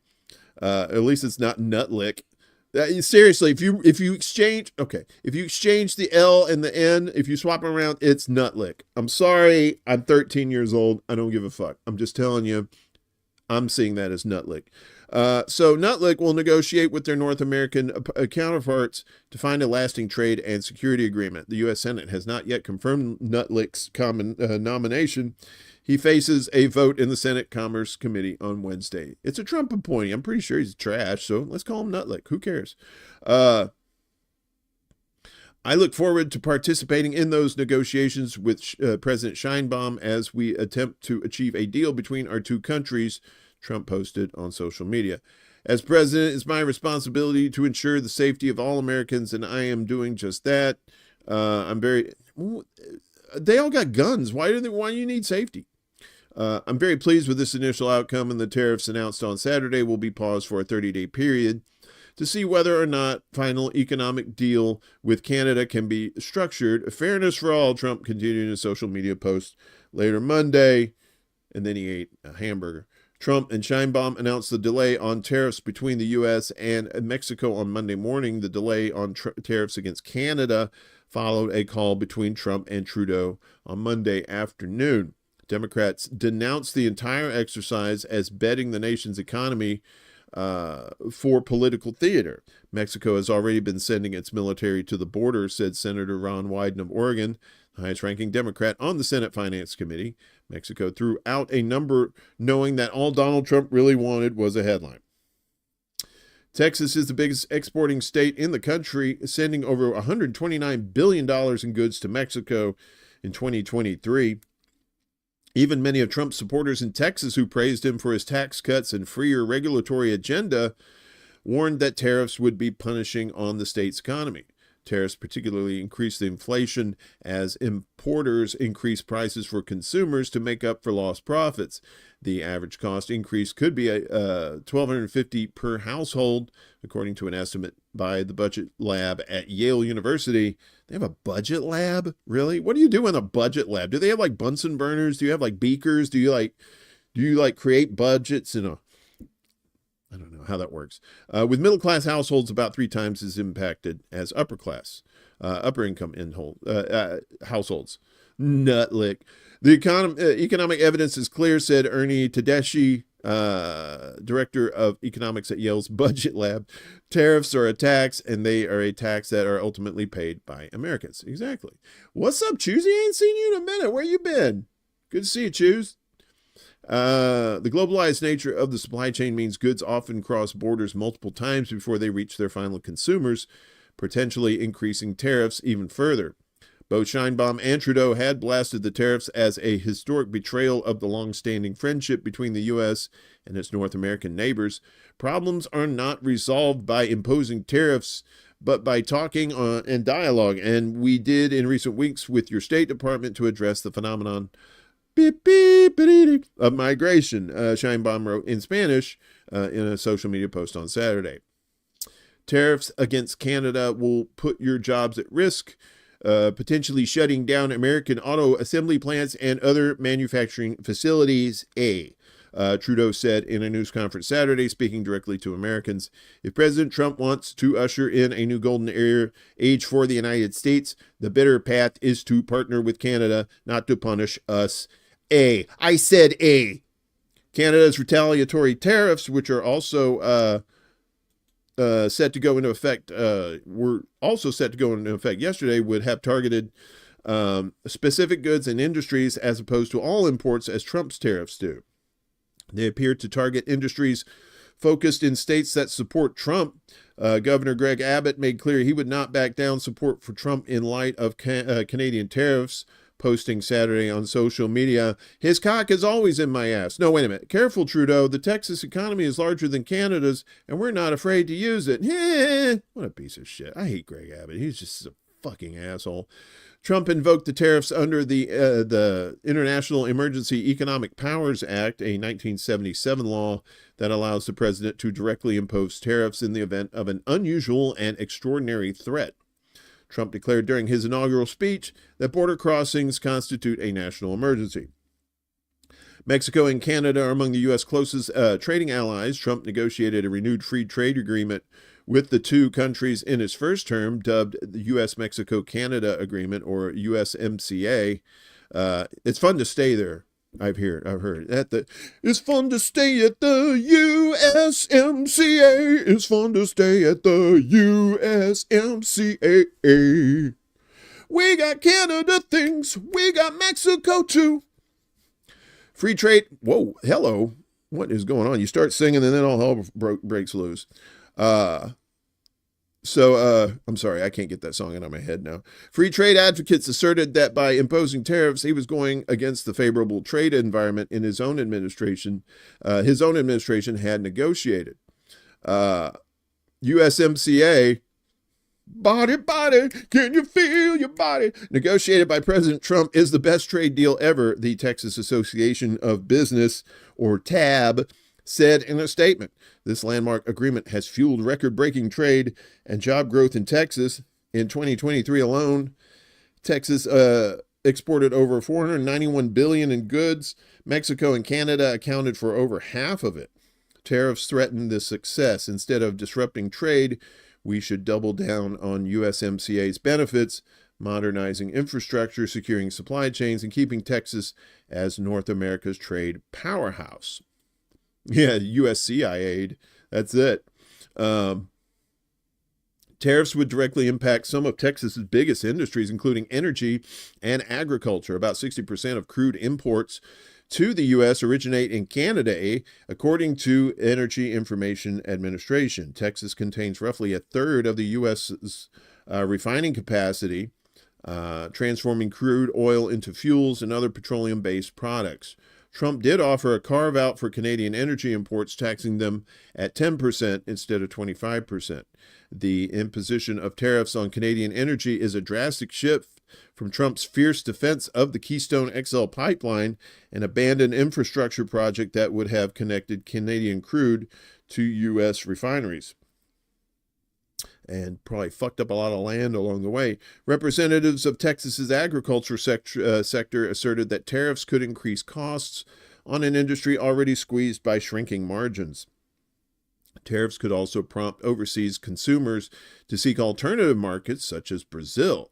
The Trump administration released aid for farmers during his first term to help farmers weather his trade war with China, something Agriculture Secretary-designee Brooke Rollins said she would be receptive to repeating. Higher costs of production are very difficult to absorb, the Texas Farm Bureau said in a statement. Profit margins in many sectors of agriculture are currently extremely thin or non-existent, and higher costs of production cannot be passed on to the consumer. The Trump administration supports U.S. agriculture, and Texas Farm Bureau trusts the administration will protect the interests of farm and ranch families as it makes economic decisions. Several of Trump's allies asserted the tariffs were a negotiating tactic to force Mexico and Canada to take border crossings more seriously. He used the threat of 25% tariffs on Colombia to force the Colombian government into accepting deportation flights. In his first term, Trump used the threat of tariffs to pressure Mexico into holding people in that country who were seeking asylum in the U.S. as they waited out their cases. It's half of what Trump's shit is. It's just bluster. We're gonna do tariffs, and then he's like, yeah, we'll wait, and then he's probably not gonna do the tariffs, right? That's the thing. He did this the first term too. He says all this shit, and then, so why do we even? That's why I say the national level, it's all theater. It is all fucking theater. So meanwhile, China said, "Oh, fuck me, well, fuck you too." What tariffs are China imposing on the U.S. and why are they significant? Look at these guys. Yikes. Look at a couple of catcher's mitts right there. Jesus Christ. I mean, I'm old, but I ain't that old. So China has reacted swiftly to the imposition of 10% tariffs on Chinese goods by U.S. President Donald Trump. Only 10%. We said this on Monday. It's like, because we get a shit ton of stuff from China. They went into effect at 5:01 Greenwich Mean Time yesterday, and moments later, China's Ministry of Finance announced it would impose 15% tariffs on imports of U.S. liquid natural gas and coal, and 10% levies on oil, farm equipment, and some automobiles.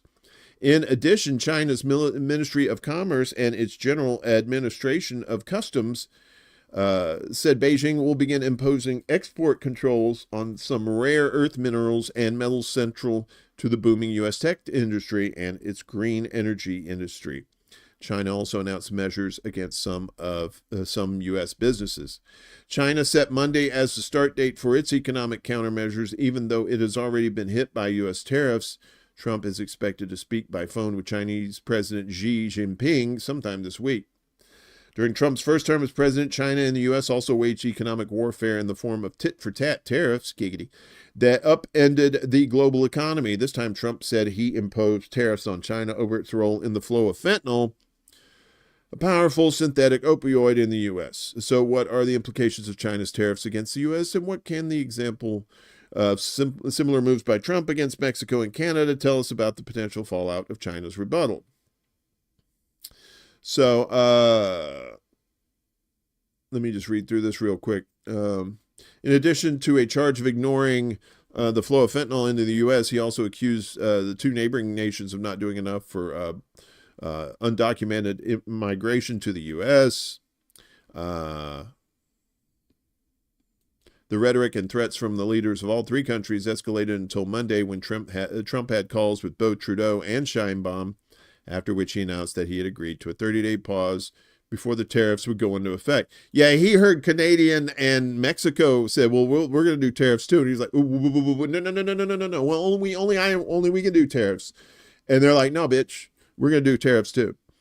And so that's probably why 30 days. That's why I say 30 days is probably going to turn into, so as Trump's call with Xi looms, it appears the Chinese president is giving diplomacy a chance to work as it did in the cases of Canada and Mexico, according to Lin Song, chief economist for China at the Dutch financial firm ING, or ING. I call it ING. Delaying the tariff implementation until February 10th will allow for top-level leadership to meet before then, which still creates an opportunity for both sides to step back from the brink and de-escalate the situation.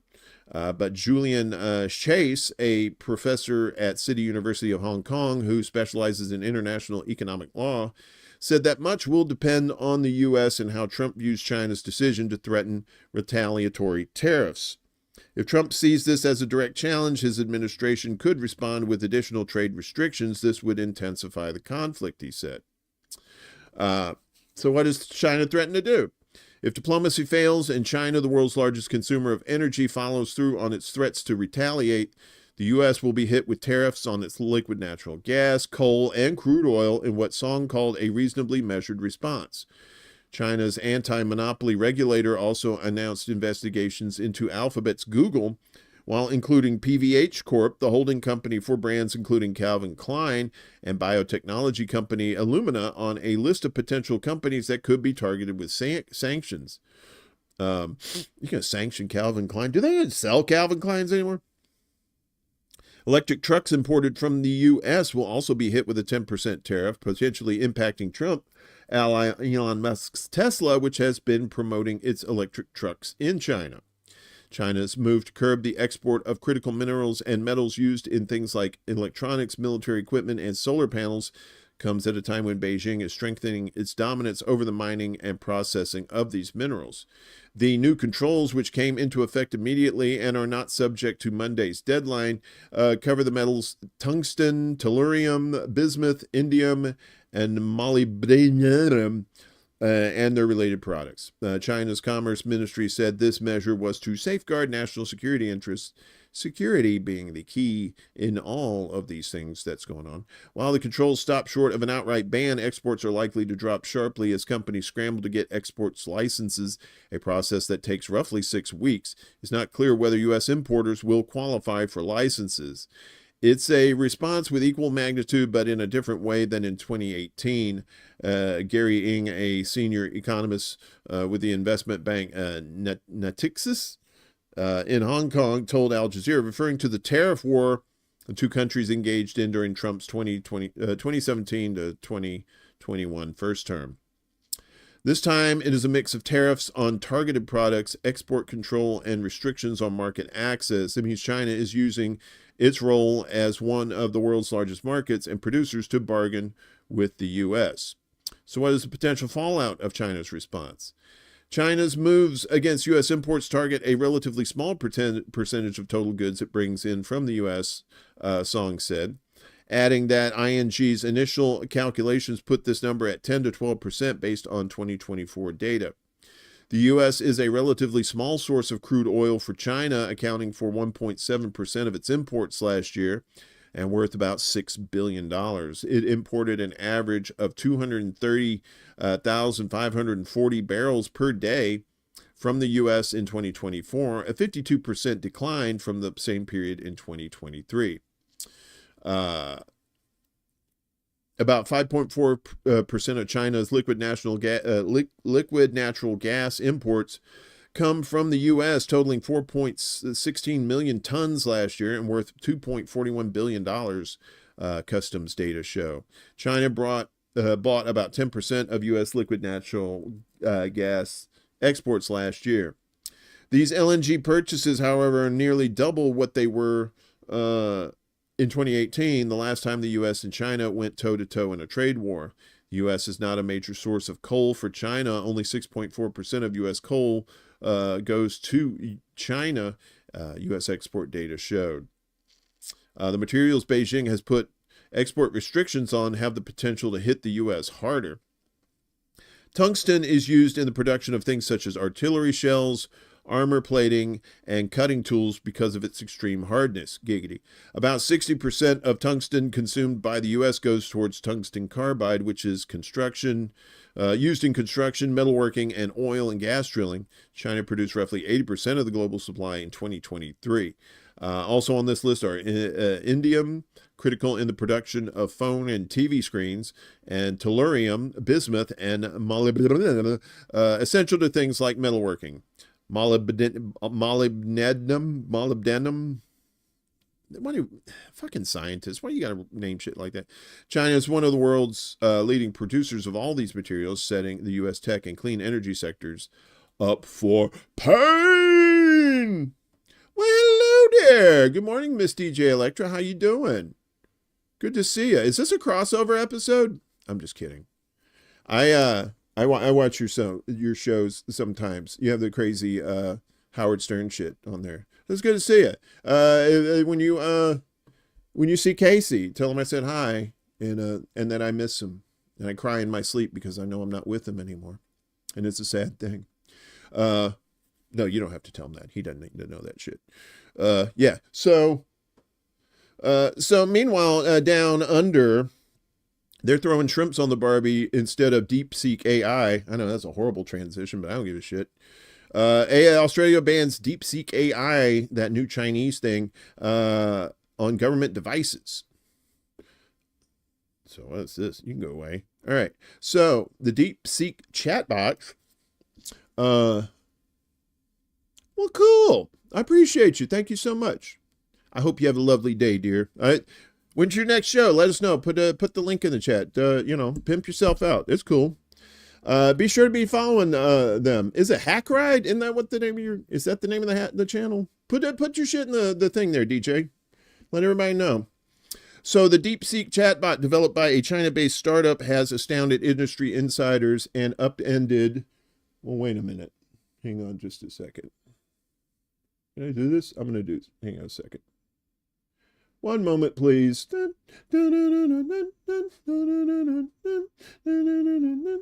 Okay, cool. All right. So, has astounded industry insiders upended financial markets. Apparently, ChatGPT is taking a hit. But a growing list of countries include South Korea, Italy, France, have voiced concerns about the application's security and data practices. Australia upped the ante overnight, banning DeepSeek from all government devices, one of the toughest moves against the Chinese chatbot yet. Cool. Bingo, bango, bongo. Very good. Be sure you're subscribing to them. I don't have you in the thing yet, wherever this thing is. I'll get you in the thing, though.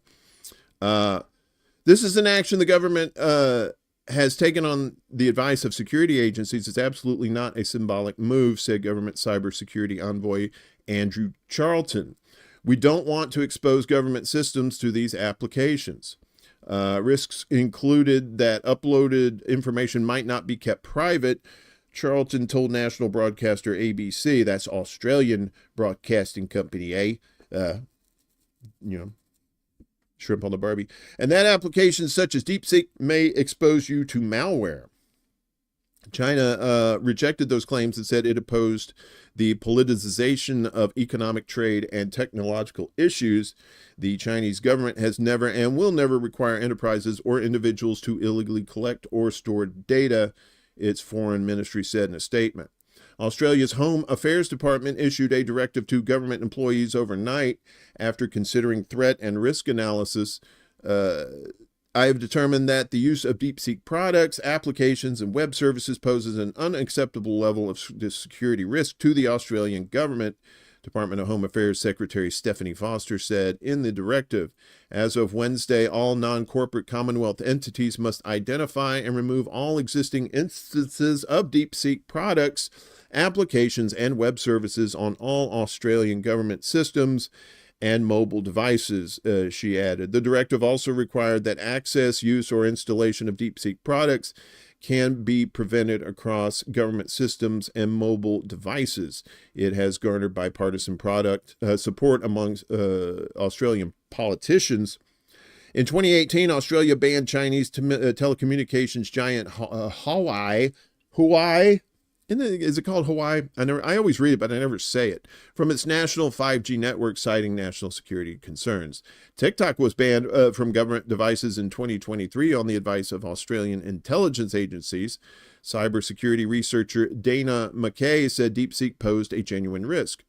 All Chinese companies are required to store their data in China, and all of that data is subject to inspection by the Chinese government, she told AFP. The other thing DeepSeek says is explicitly in its privacy policy is that it collects keystroke data on typing patterns, said McKay from the Royal Melbourne Institute of Technology, the Australian MIT. Can you identify an individual through that? If you know some work is coming from a government machine and they go home and search for something unsavory, then you have leverage over them. DeepSeek raised alarm last month when it claimed its new R1 chatbot matches the capacity of artificial intelligence pace setters in the U.S. for a fraction of the cost. See, everything's cheaper in China. It sent Silicon Valley into a frenzy, with some calling its high performance and supposed low cost a wake-up call for U.S. developers. Some experts have accused DeepSeek of reverse engineering the capabilities of leading U.S. technology, such as the AI powering ChatGPT. Several countries now, including South Korea, Ireland, France, Australia, and Italy, have expressed concern about DeepSeek's data practices, including how it handles personal data and what information is used to train DeepSeek's AI system. Tech and trade spats between China and Australia go back years. Beijing was enraged by Canberra's Hawaii decision, along with its crackdown on Chinese foreign influence operations and a call for an investigation into the origins of the COVID-19 pandemic. A multi-billion-dollar trade war raged between Canberra and Beijing. Canberra is the capital of Australia, if you didn't know that, but eventually cooled late last year when China lifted its final barrier, a ban on imports of Australian live rock lobsters. Rock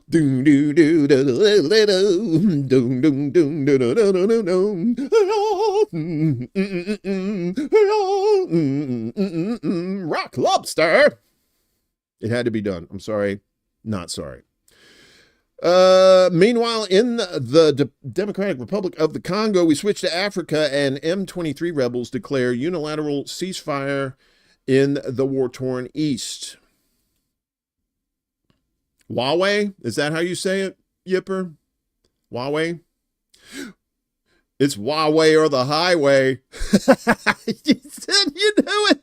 You knew it too. The M23 rebels said the ceasefire would start Tuesday. Oh, is there more to this? Okay, so the Rwandan-backed armed group M23 announced a unilateral humanitarian ceasefire from yesterday in the DR Congo's perennially explosive east, following calls for a safe corridor for aid and hundreds of thousands of displaced people. The M23 rebels said the ceasefire would start yesterday. The announcement on Monday came shortly after the UN Health Agency said at least 900 people were killed in last week's fighting in the DRC's eastern city of Goma between the rebels and Congolese forces. Fighting has stopped in the city of more than 1 million, which M23 forces claimed to have captured last week, but clashes have spread to the neighboring province of South Kivu, raising fears of an M23 advance to its capital, Bukavu. A political military coalition of groups called the Alliance Fleuve Congo, River Congo Alliance, of which M23 is a member, said in a statement late Monday that it would implement a ceasefire from the next day for humanitarian reasons. Yeah, exactly. Huawei or another. I'm going to find you. I'm going to get you. It had no intention of taking control of Bukavu or other localities, despite the M23 having said last week that it wanted to continue the march to the Congolese capital, Kinshasa. In more than 3 years of fighting, half a dozen ceasefires and truces have been declared before being systematically broken. Oh boy, some powerful names are coming. The unilateral ceasefire declaration came days before a planned crisis meeting between Congolese President Felix Tshisekedi and Rwandan President Paul Kagame.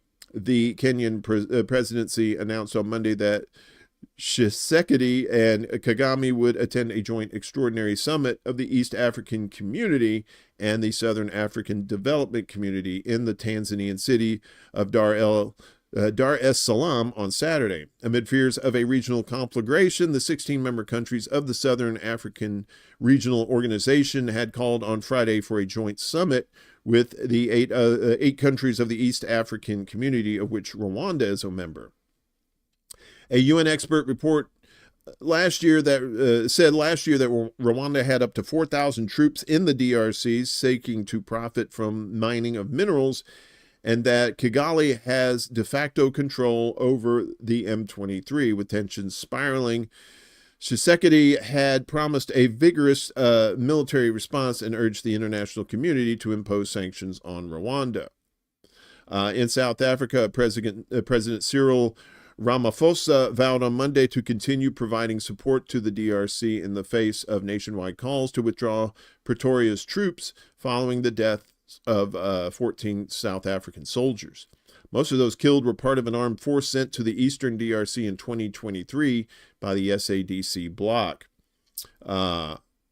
which is not to be confused with the ACDC bloc. A ceasefire is a necessary precondition for peace talks that must include all parties to the conflict, whether they are state or non-state actors, Congolese or non-Congolese, Ramaphosa said. Diplomacy is the most sustainable pathway to achieving a lasting peace for the DRC and its people. Amid an ongoing war of words between Ramaphosa and Kagame, Rwandan government spokeswoman Yolande Makolo reacted strongly to the South African leader's statement. "You are sending your troops to fight Tshisekedi's war to kill his own people," she said to Ramaphosa on the tweeters. Kagame has said that South African troops have no place in eastern DRC and are a belligerent force engaging in offensive combat operations to help the DRC government fight against its own people. A UN expert report said last year that Rwanda had up to 4,000 troops there seeking to profit from mining of minerals, and that Kigali has de facto control over the MK20 or the M23. Eastern DRC has deposits of coltan, the metallic ore that is vital in making phones and laptops, as well as gold and other minerals. Rwanda has never admitted to military involvement in support of the M23 group and alleges that the DRC supports and shelters the FDLR, an armed group created by ethnic Hutus who massacred Tutsis during the 1994 Rwanda genocide. South Africa dominates the SADC force, which is estimated to number around 1,300 troops, but Malawi and Tanzania also contribute soldiers. The U.S. on Monday announced that it was further reducing its staff at the embassy in Kinshasa. So, and finally, in our news block, I think this is it. Yeah, this is the end of the news block, and we go to Sudan. And this is not a problem unique to Sudan, but it is a growing problem nonetheless, as half of Sudan's population faces acute food insecurity. Half of Sudan's population, or about 24.6 million people, is facing high levels of acute food insecurity. Doctors Without Borders said on Monday in its latest plea for immediate action in the country. This figure also includes 8.5 million people at risk of an emergency or famine-like situation, according to data gathered from the Integrated Food Security Phase Classification, IPC's latest report. Despite this new wake-up call, robust humanitarian and diplomatic mobilization to act on aid deliveries has fallen far short of the needs, Stephanie Doyon, MSF operations manager, said. MSF being the Things Without Borders, the Doctors Without Borders, to provide only those in the most extreme situation with monthly food rations. 2,500 aid trucks per month would be required, whereas only about 1,150 crossed into Darfur between August and December. According to MSF, Sudan's warring sides, the Sudanese Army and the Rapid Support Forces paramilitary, or the RSF, have both obstructed the distribution of aid, while the neglectful inertia of the UN and the aid system in Darfur has exacerbated the conflict-driven malnutrition crisis. The organization said immediate action is needed to prevent even more avoidable deaths from malnutrition in the country. Since April 2023, Sudan has been engulfed in a civil war that has killed tens of thousands of people and caused what leading humanitarian organizers have called the largest internal displacement crisis in the world, with over 10 million people having fled their homes. As the war rages on with no end in sight, the MSF, the UN, and other aid groups have repeatedly warned of the food crisis in Sudan, with the situation continuously getting worse. Parts of Sudan are difficult to work in, but it is certainly possible, and this is what humanitarian organizations and the UN are supposed to do. Marcella Cray, MSF emergency coordinator in Nyala, South Darfur, said in the organization's plea. In places that are easier to access, as well as in the hardest to reach areas like North Darfur, options like air routes remain unexplored. The failure to act as a choice is a choice, and it's killing people. Last October, the UN's Office of the High Commissioner for Human Rights warned that Sudan was facing one of the worst famines in decades, with 97% of the country's internally displaced people facing severe levels of hunger. Never in modern history have so many people faced starvation and famine as in Sudan today, the UN expert said. Now, like I said, it's not unique to the Sudan, the starvation. What's up, Fred? Good to see you. But, it's just another sign of how our society is crumbling. Right, when we allow those to starve in 2025, when we have the means to feed everybody on this planet 10 times over, right? We just have to defeat the greed first.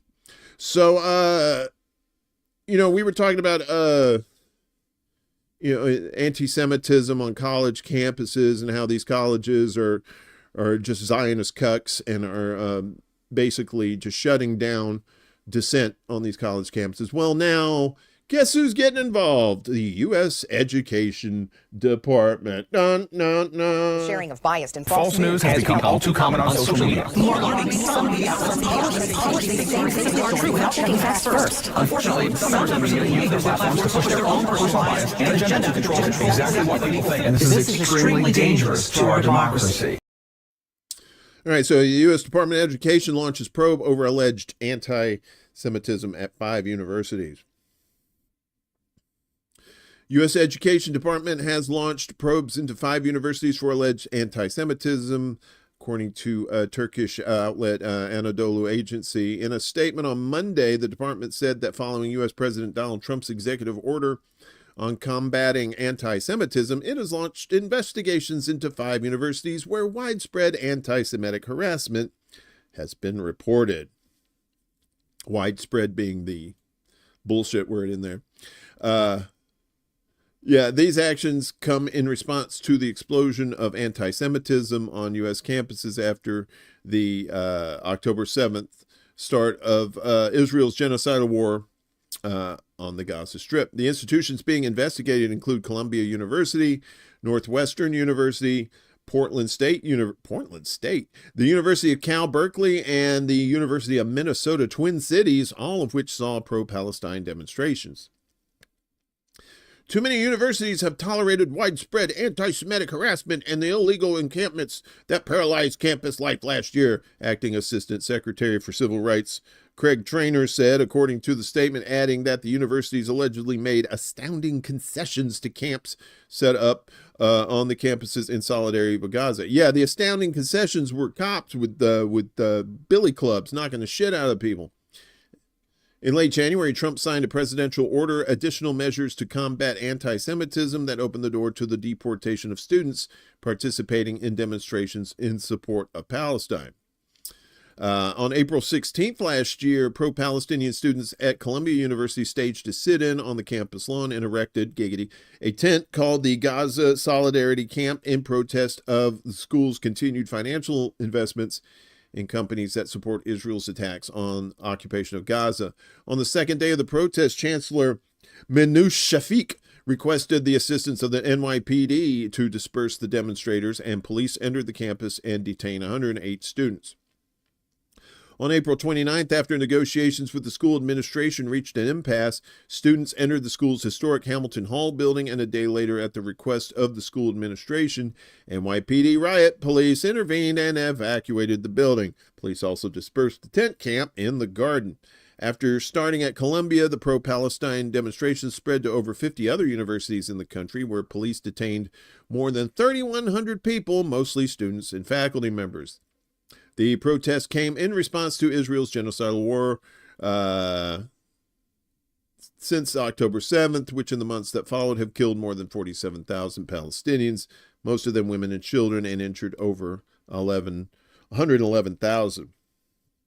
And then the rest of this, that's left more than 11,000 people missing. And then the ICC.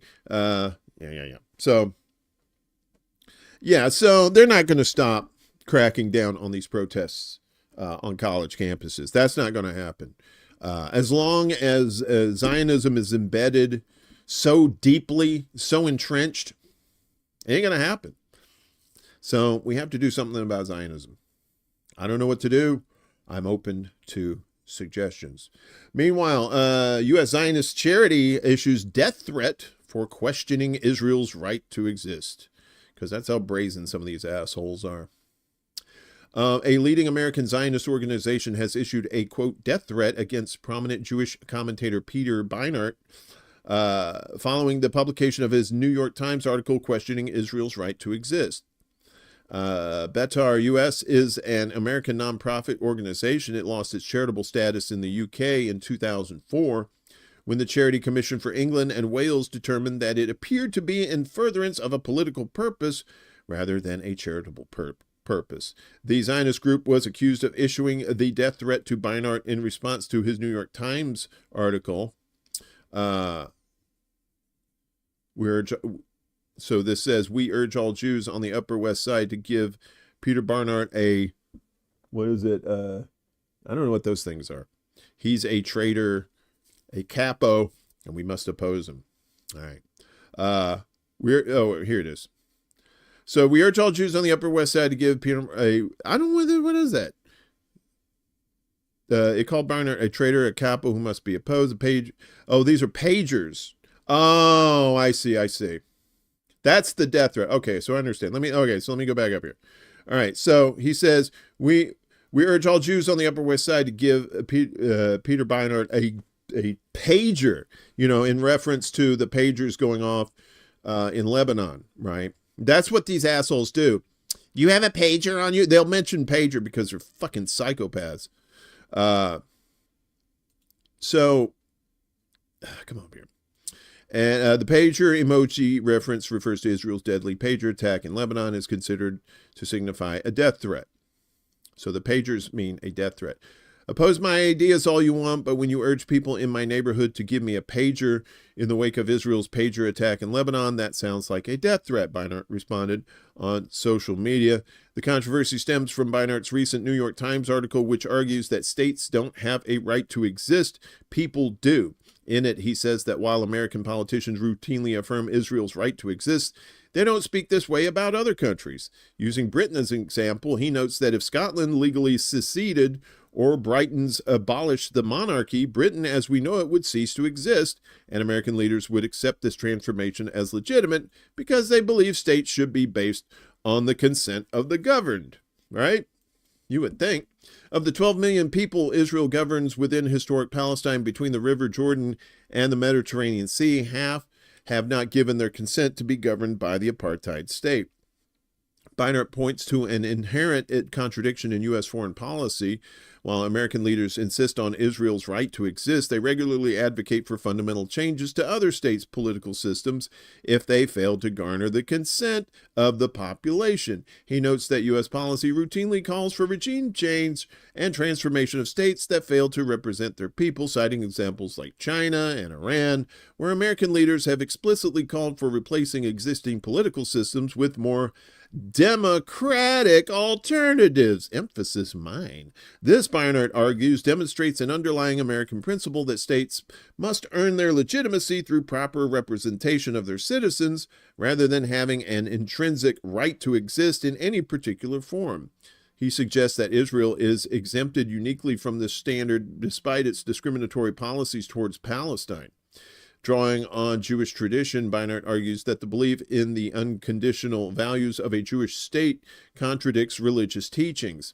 He references the biblical story where God warns the Israelites about the dangers of appointing a king, suggesting that kingdoms, or in modern parlance, states, are not sacrosanct, but mere instruments that can either protect or destroy life. Beinart challenges mainstream American Jewish organizations' insistence on Israel's right to exist as a Jewish state, arguing that they cling to the idea that it can be both Jewish and democratic despite the basic contradiction between legal supremacy for one ethno-religious group and the democratic principle of equality under the law. He particularly criticizes Israel's treatment of Palestinians, noting that roughly half the people under Israeli control are Palestinian, most of whom cannot become citizens of the state that wields life or death power over them.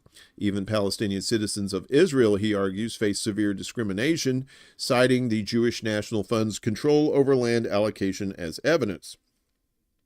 Responding to arguments that a Jewish state is essential for Jewish safety, Beinart contends that diaspora Jews who stake our safety on the principle of legal equality are far safer than Jews in Israel. He supports this by referencing a 2010 study showing that ethnic groups excluded from state power were 3 times more likely to take up arms than those with government representation. The article concludes by warning that denying basic rights leads to violence that ultimately endangers everyone, citing the example of Islamic Jihad leader Ziad al-Nakala, who witnessed Israeli soldiers kill his father in Gaza as a child, suggesting that Israel's current actions in Gaza might create similar cycles of violence for generations to come. And that's exactly what happens. That's how you get people who rise up against Israel like that. Because like I told you, the spring, you get pressed, and soon, boom, a spring's going to pop, you know? And these people eventually are going to pop. And who else gets in the mix? Who knows? So South Africa is going after Elon Musk for saying some dumb shit, as well they should. South Africa leader calls Elon Musk over distortions after Trump attack. Now, normally I wouldn't do Elon Musk stories, but because he is working in this Doge governmental position, we kind of have to cover him. So my apologies if you're not a super fan. I'm not either. But let's get to it. So South African President Cyril Ramaphosa, you know that guy from previous stories, spoke to Elon Musk regarding misinformation about South Africa after U.S. President Donald Trump said he would suspend aid to the country over its land reform policy.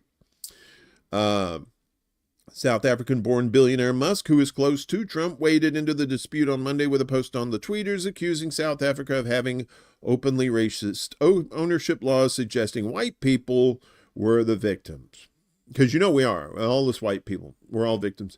Trump on Sunday accused South Africa of confiscating land and badly treating certain classes of people. Crackers! Sorry. Ramaphosa responded by saying the government had not confiscated any property and the policy is aimed at ensuring equitable public access to land. The presidency said in a statement that Ramaphosa and Musk spoke on Monday on issues of misinformation and distortions about South Africa. In the process, the president reiterated South Africa's constitutionality embedded values of the respect for the rule of law, justice, fairness, and equality, it said, giving no further details. I'm going to steal your shit. The U.S. president had already announced a temporary freeze on almost all foreign assistance as part of his America First agenda, except for Israel, pausing billions of dollars in global funding. Last month, Ramaphosa signed a bill into law that would make it easier for the state to expropriate land in the public interest to address racial disparities in land ownership after apartheid ended over 30 years ago. According to the government, the bill does not allow it to expropriate property arbitrarily. The landowner must reach an agreement. Writing on Truth Social, Trump stated, "I will be cutting off all future funding to South Africa until a full investigation of the situation has been completed." In response, South Africa's Department of International Relations and Cooperations, or DIRC, said, "We trust President Trump's advisors will make use of the investigative period to attain a thorough understanding of South Africa's policies within the framework of a constitutional democracy. It may become clear that our Expropriation Act is not exceptional, as many countries have similar legislation." Ramaphosa added that that except for the AIDS relief program run by the U.S. agency, the NGO USAID, no other significant funding is provided to South Africa by the United States. So it's like we're cutting off funding. It's like, you don't send us any money. What are you going to cut off? Nothing? Fucking people. So in Afghanistan, women are treated like somewhat garbage. And now Taliban has suspended the women's radio station in Afghanistan. Afghanistan's Taliban authorities raided well-known women's radio station Radio Begum on Tuesday, arresting 2 employees, the broadcaster said, calling for the speedy release of its staff. The Taliban Information Ministry said the station had been suspended for multiple violations in the latest search by the government of local media outlets in Afghanistan. Officers from the General Directorate of Intelligence, assisted by representatives of the Ministry of Information and Culture, raided today Begum's compound in Kabul. A statement from the radio station said. The broadcaster said Taliban authorities searched the office, seizing computers, hard drives, and phones, and detaining 2 male employees who do not hold any senior management position.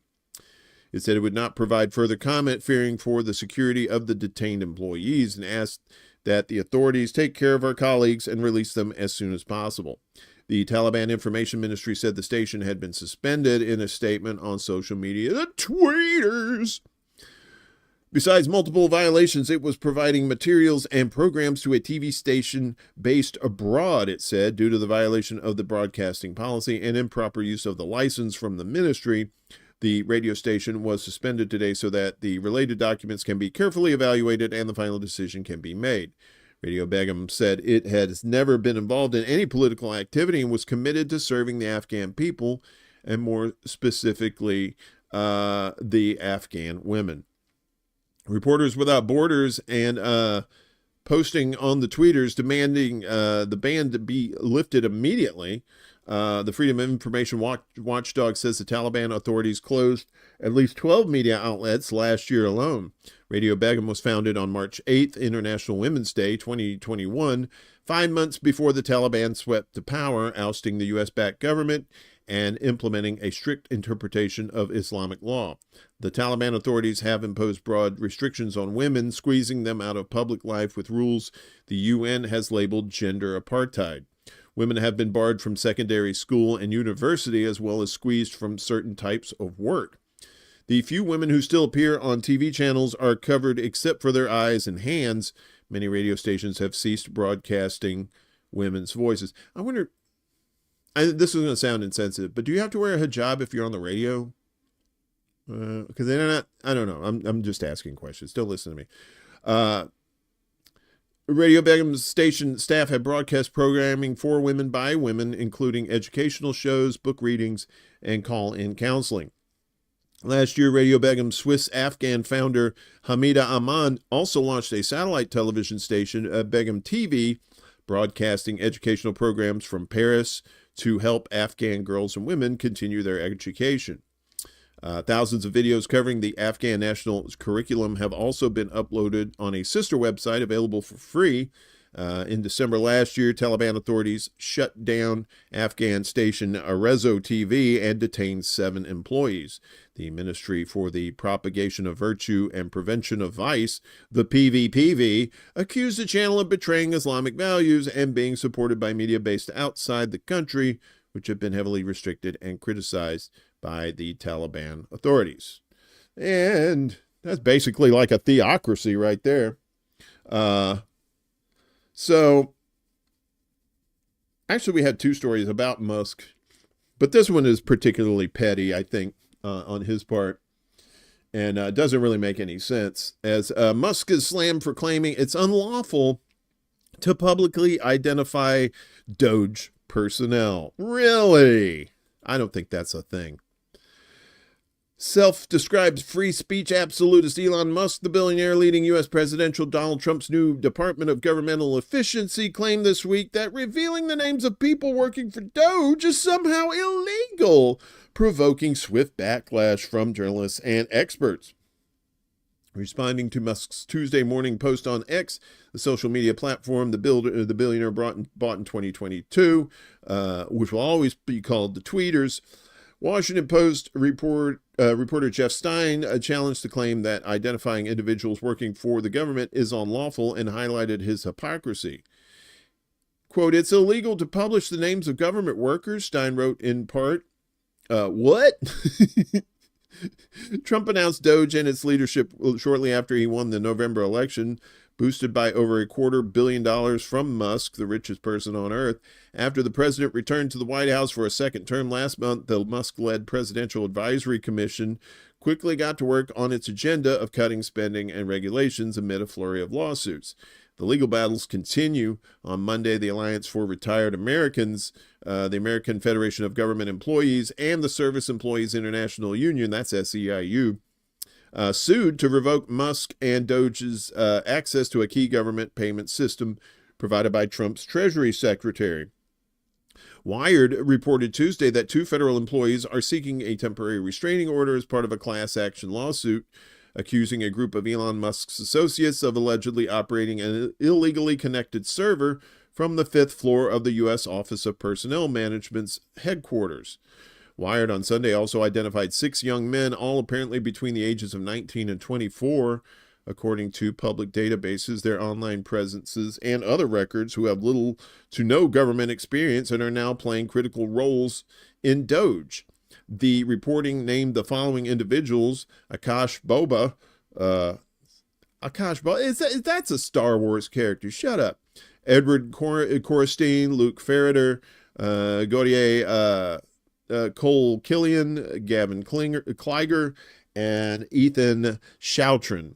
These 6 men are one part of the broader project of Musk's allies assuming key government positions, the outlet continued, explaining that Musk's lackeys, including more senior staff from XAI, Tesla, and the Boring Company, which was the original name of War Deer Entertainment, but we had to change it because it was a boring name, have taken control of the General Services Administration, OPM, and the Treasury payment system. After a now suspended Twitter user shared those 6 names on the platform, describing them as techies on the ground helping Musk gaining and using access to the U.S. Treasury payment system, and suggesting that fired FBI agents may want to dox them and maybe pay them a visit, Musk responded early Monday saying, "You have committed a crime." Cliff Lamp, professor of information and associate dean for the School of Information at the University of Michigan, on Tuesday said doxing has a broad definition but is typically described as releasing private details about an individual into the public, specifically with the purpose of harming that person, where harm can range from embarrassment to promoting violence against the individual. Typically, government employees have less privacy protections than do private citizens. Listing individuals who are working on behalf of the government would not fall into previous definitions of doxing, though, of course, definitions can always change over time. Like vaccine. You know how vaccine changed in the dictionary, right? Remember that? Whether doxing is a crime has traditionally been related to the type of information that has been released and how that information was acquired. Late Monday morning, Ed Martin, U.S. Attorney in the District of Columbia, that would be D.C., posted on Twitter a letter to Musk that says, in part, "I ask that you utilize me and my staff to assist in protecting the Doge work and the Doge workers. Any threats, confrontations, or other actions in any way that impact their work may break numerous laws." Yeah, well, if you interfere with them, yeah, maybe, but not knowing who they are, that's just stupid. Forbes noted that one legal expert said he couldn't understand what on earth Musk or the U.S. attorney thinks was violated.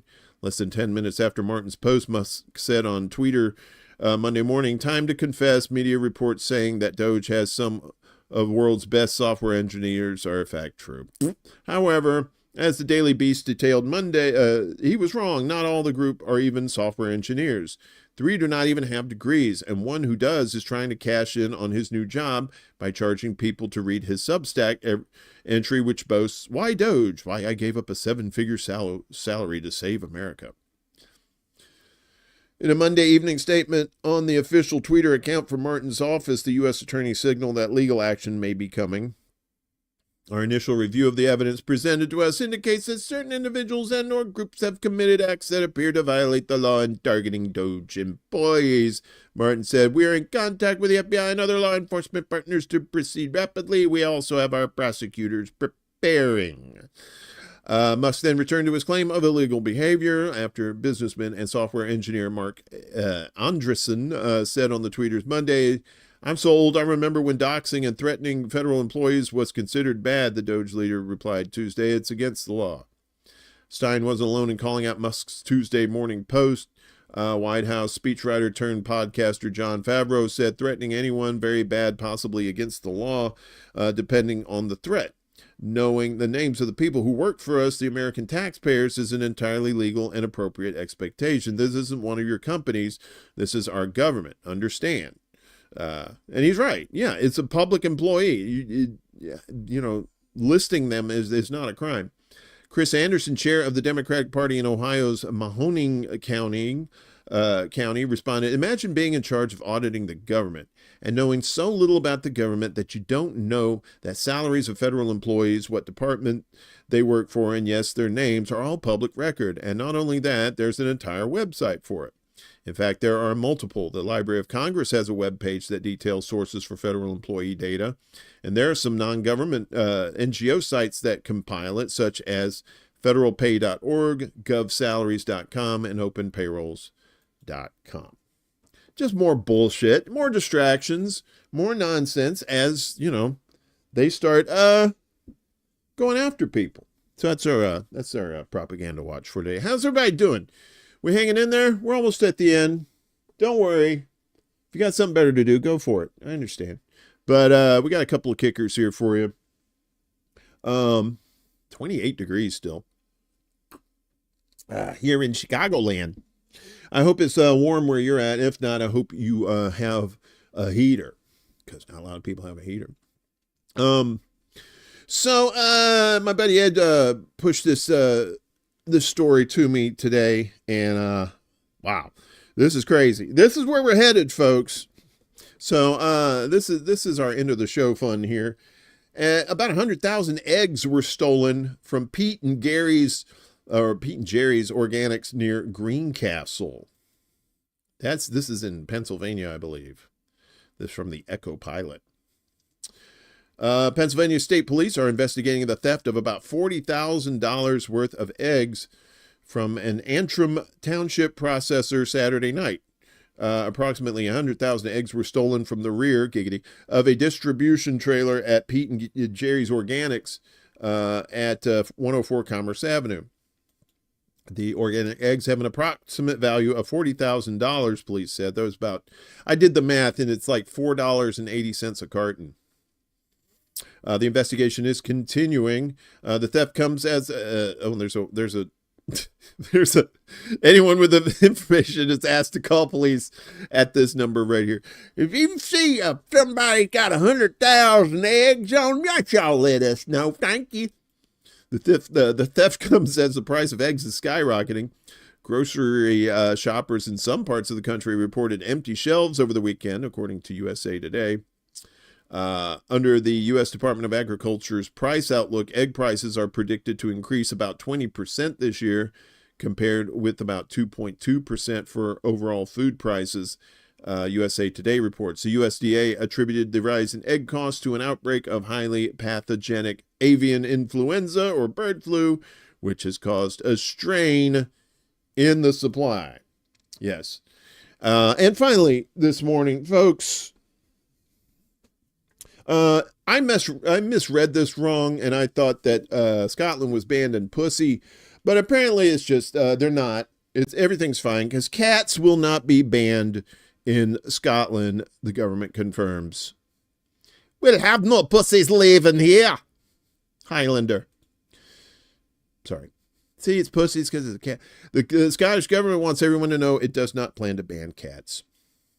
I knew you were wondering, but no, they're not going to do it.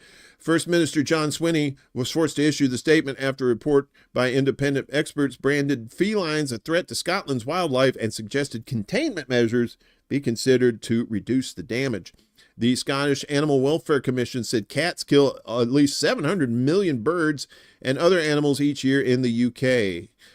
It advised the government to consider a range of measures, including keeping domestic cats indoors or on leashes to protect endangered species such as Scottish wildcats, which was also, Scottish wildcat was my porn name back in the 1980s.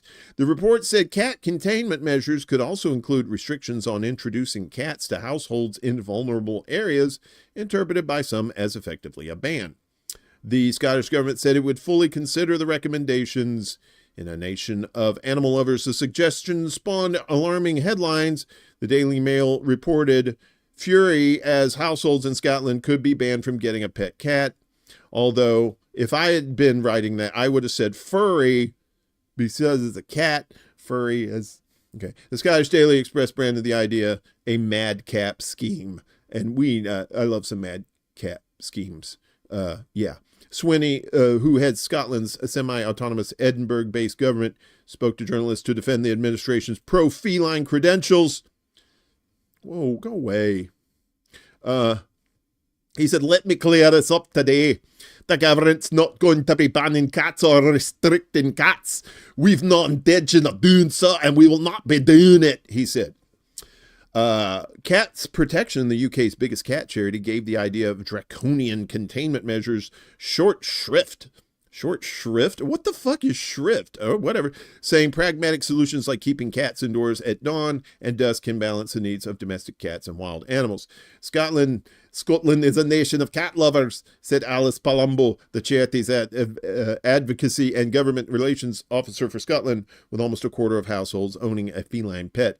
Cats are great pets for all sorts of reasons, whether it's providing companionship for elderly people or those living alone, comfort for people with health conditions, or helping children learn important lessons in caring for others, she said. We believe everyone who's able to care for a cat should be able to enjoy these benefits.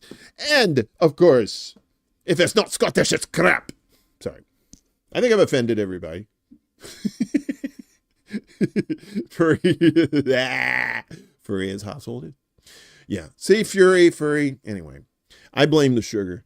Okay, so apparently some programming notes. Our buddy Willie is going to a concert tonight, so I think he's doing his show this afternoon. A little afternoon delight with Willie Bragg at 3 p.m. Eastern. I believe that's the thing.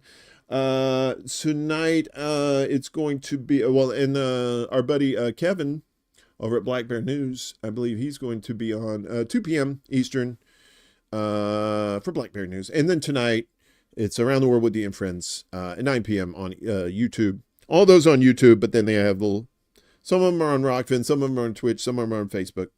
But YouTube is the main thing for those guys there. I'm threatening to do a show tonight, an ExtraBulla Live, but I don't know yet.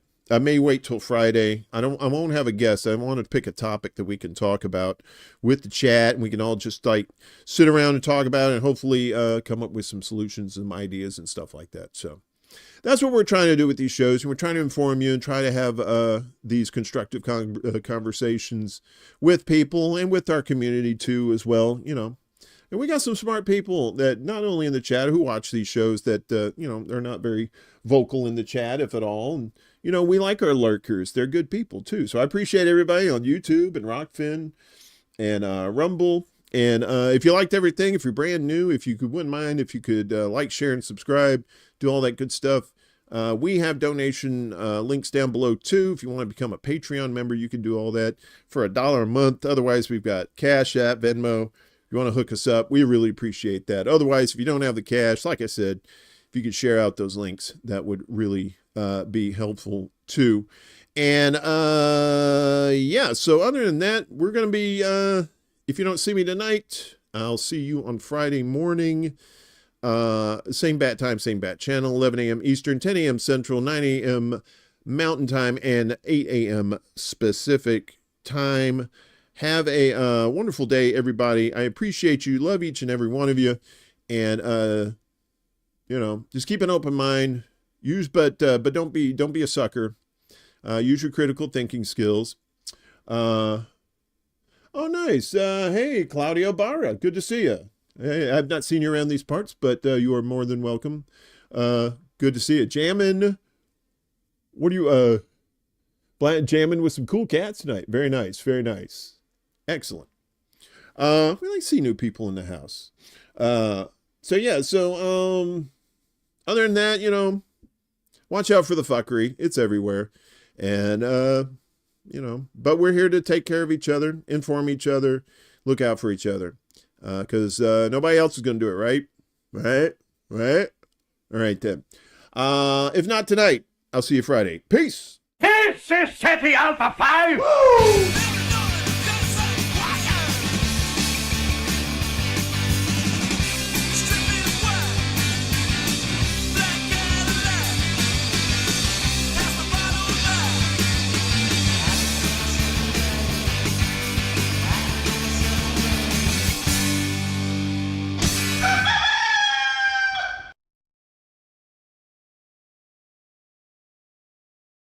Soon.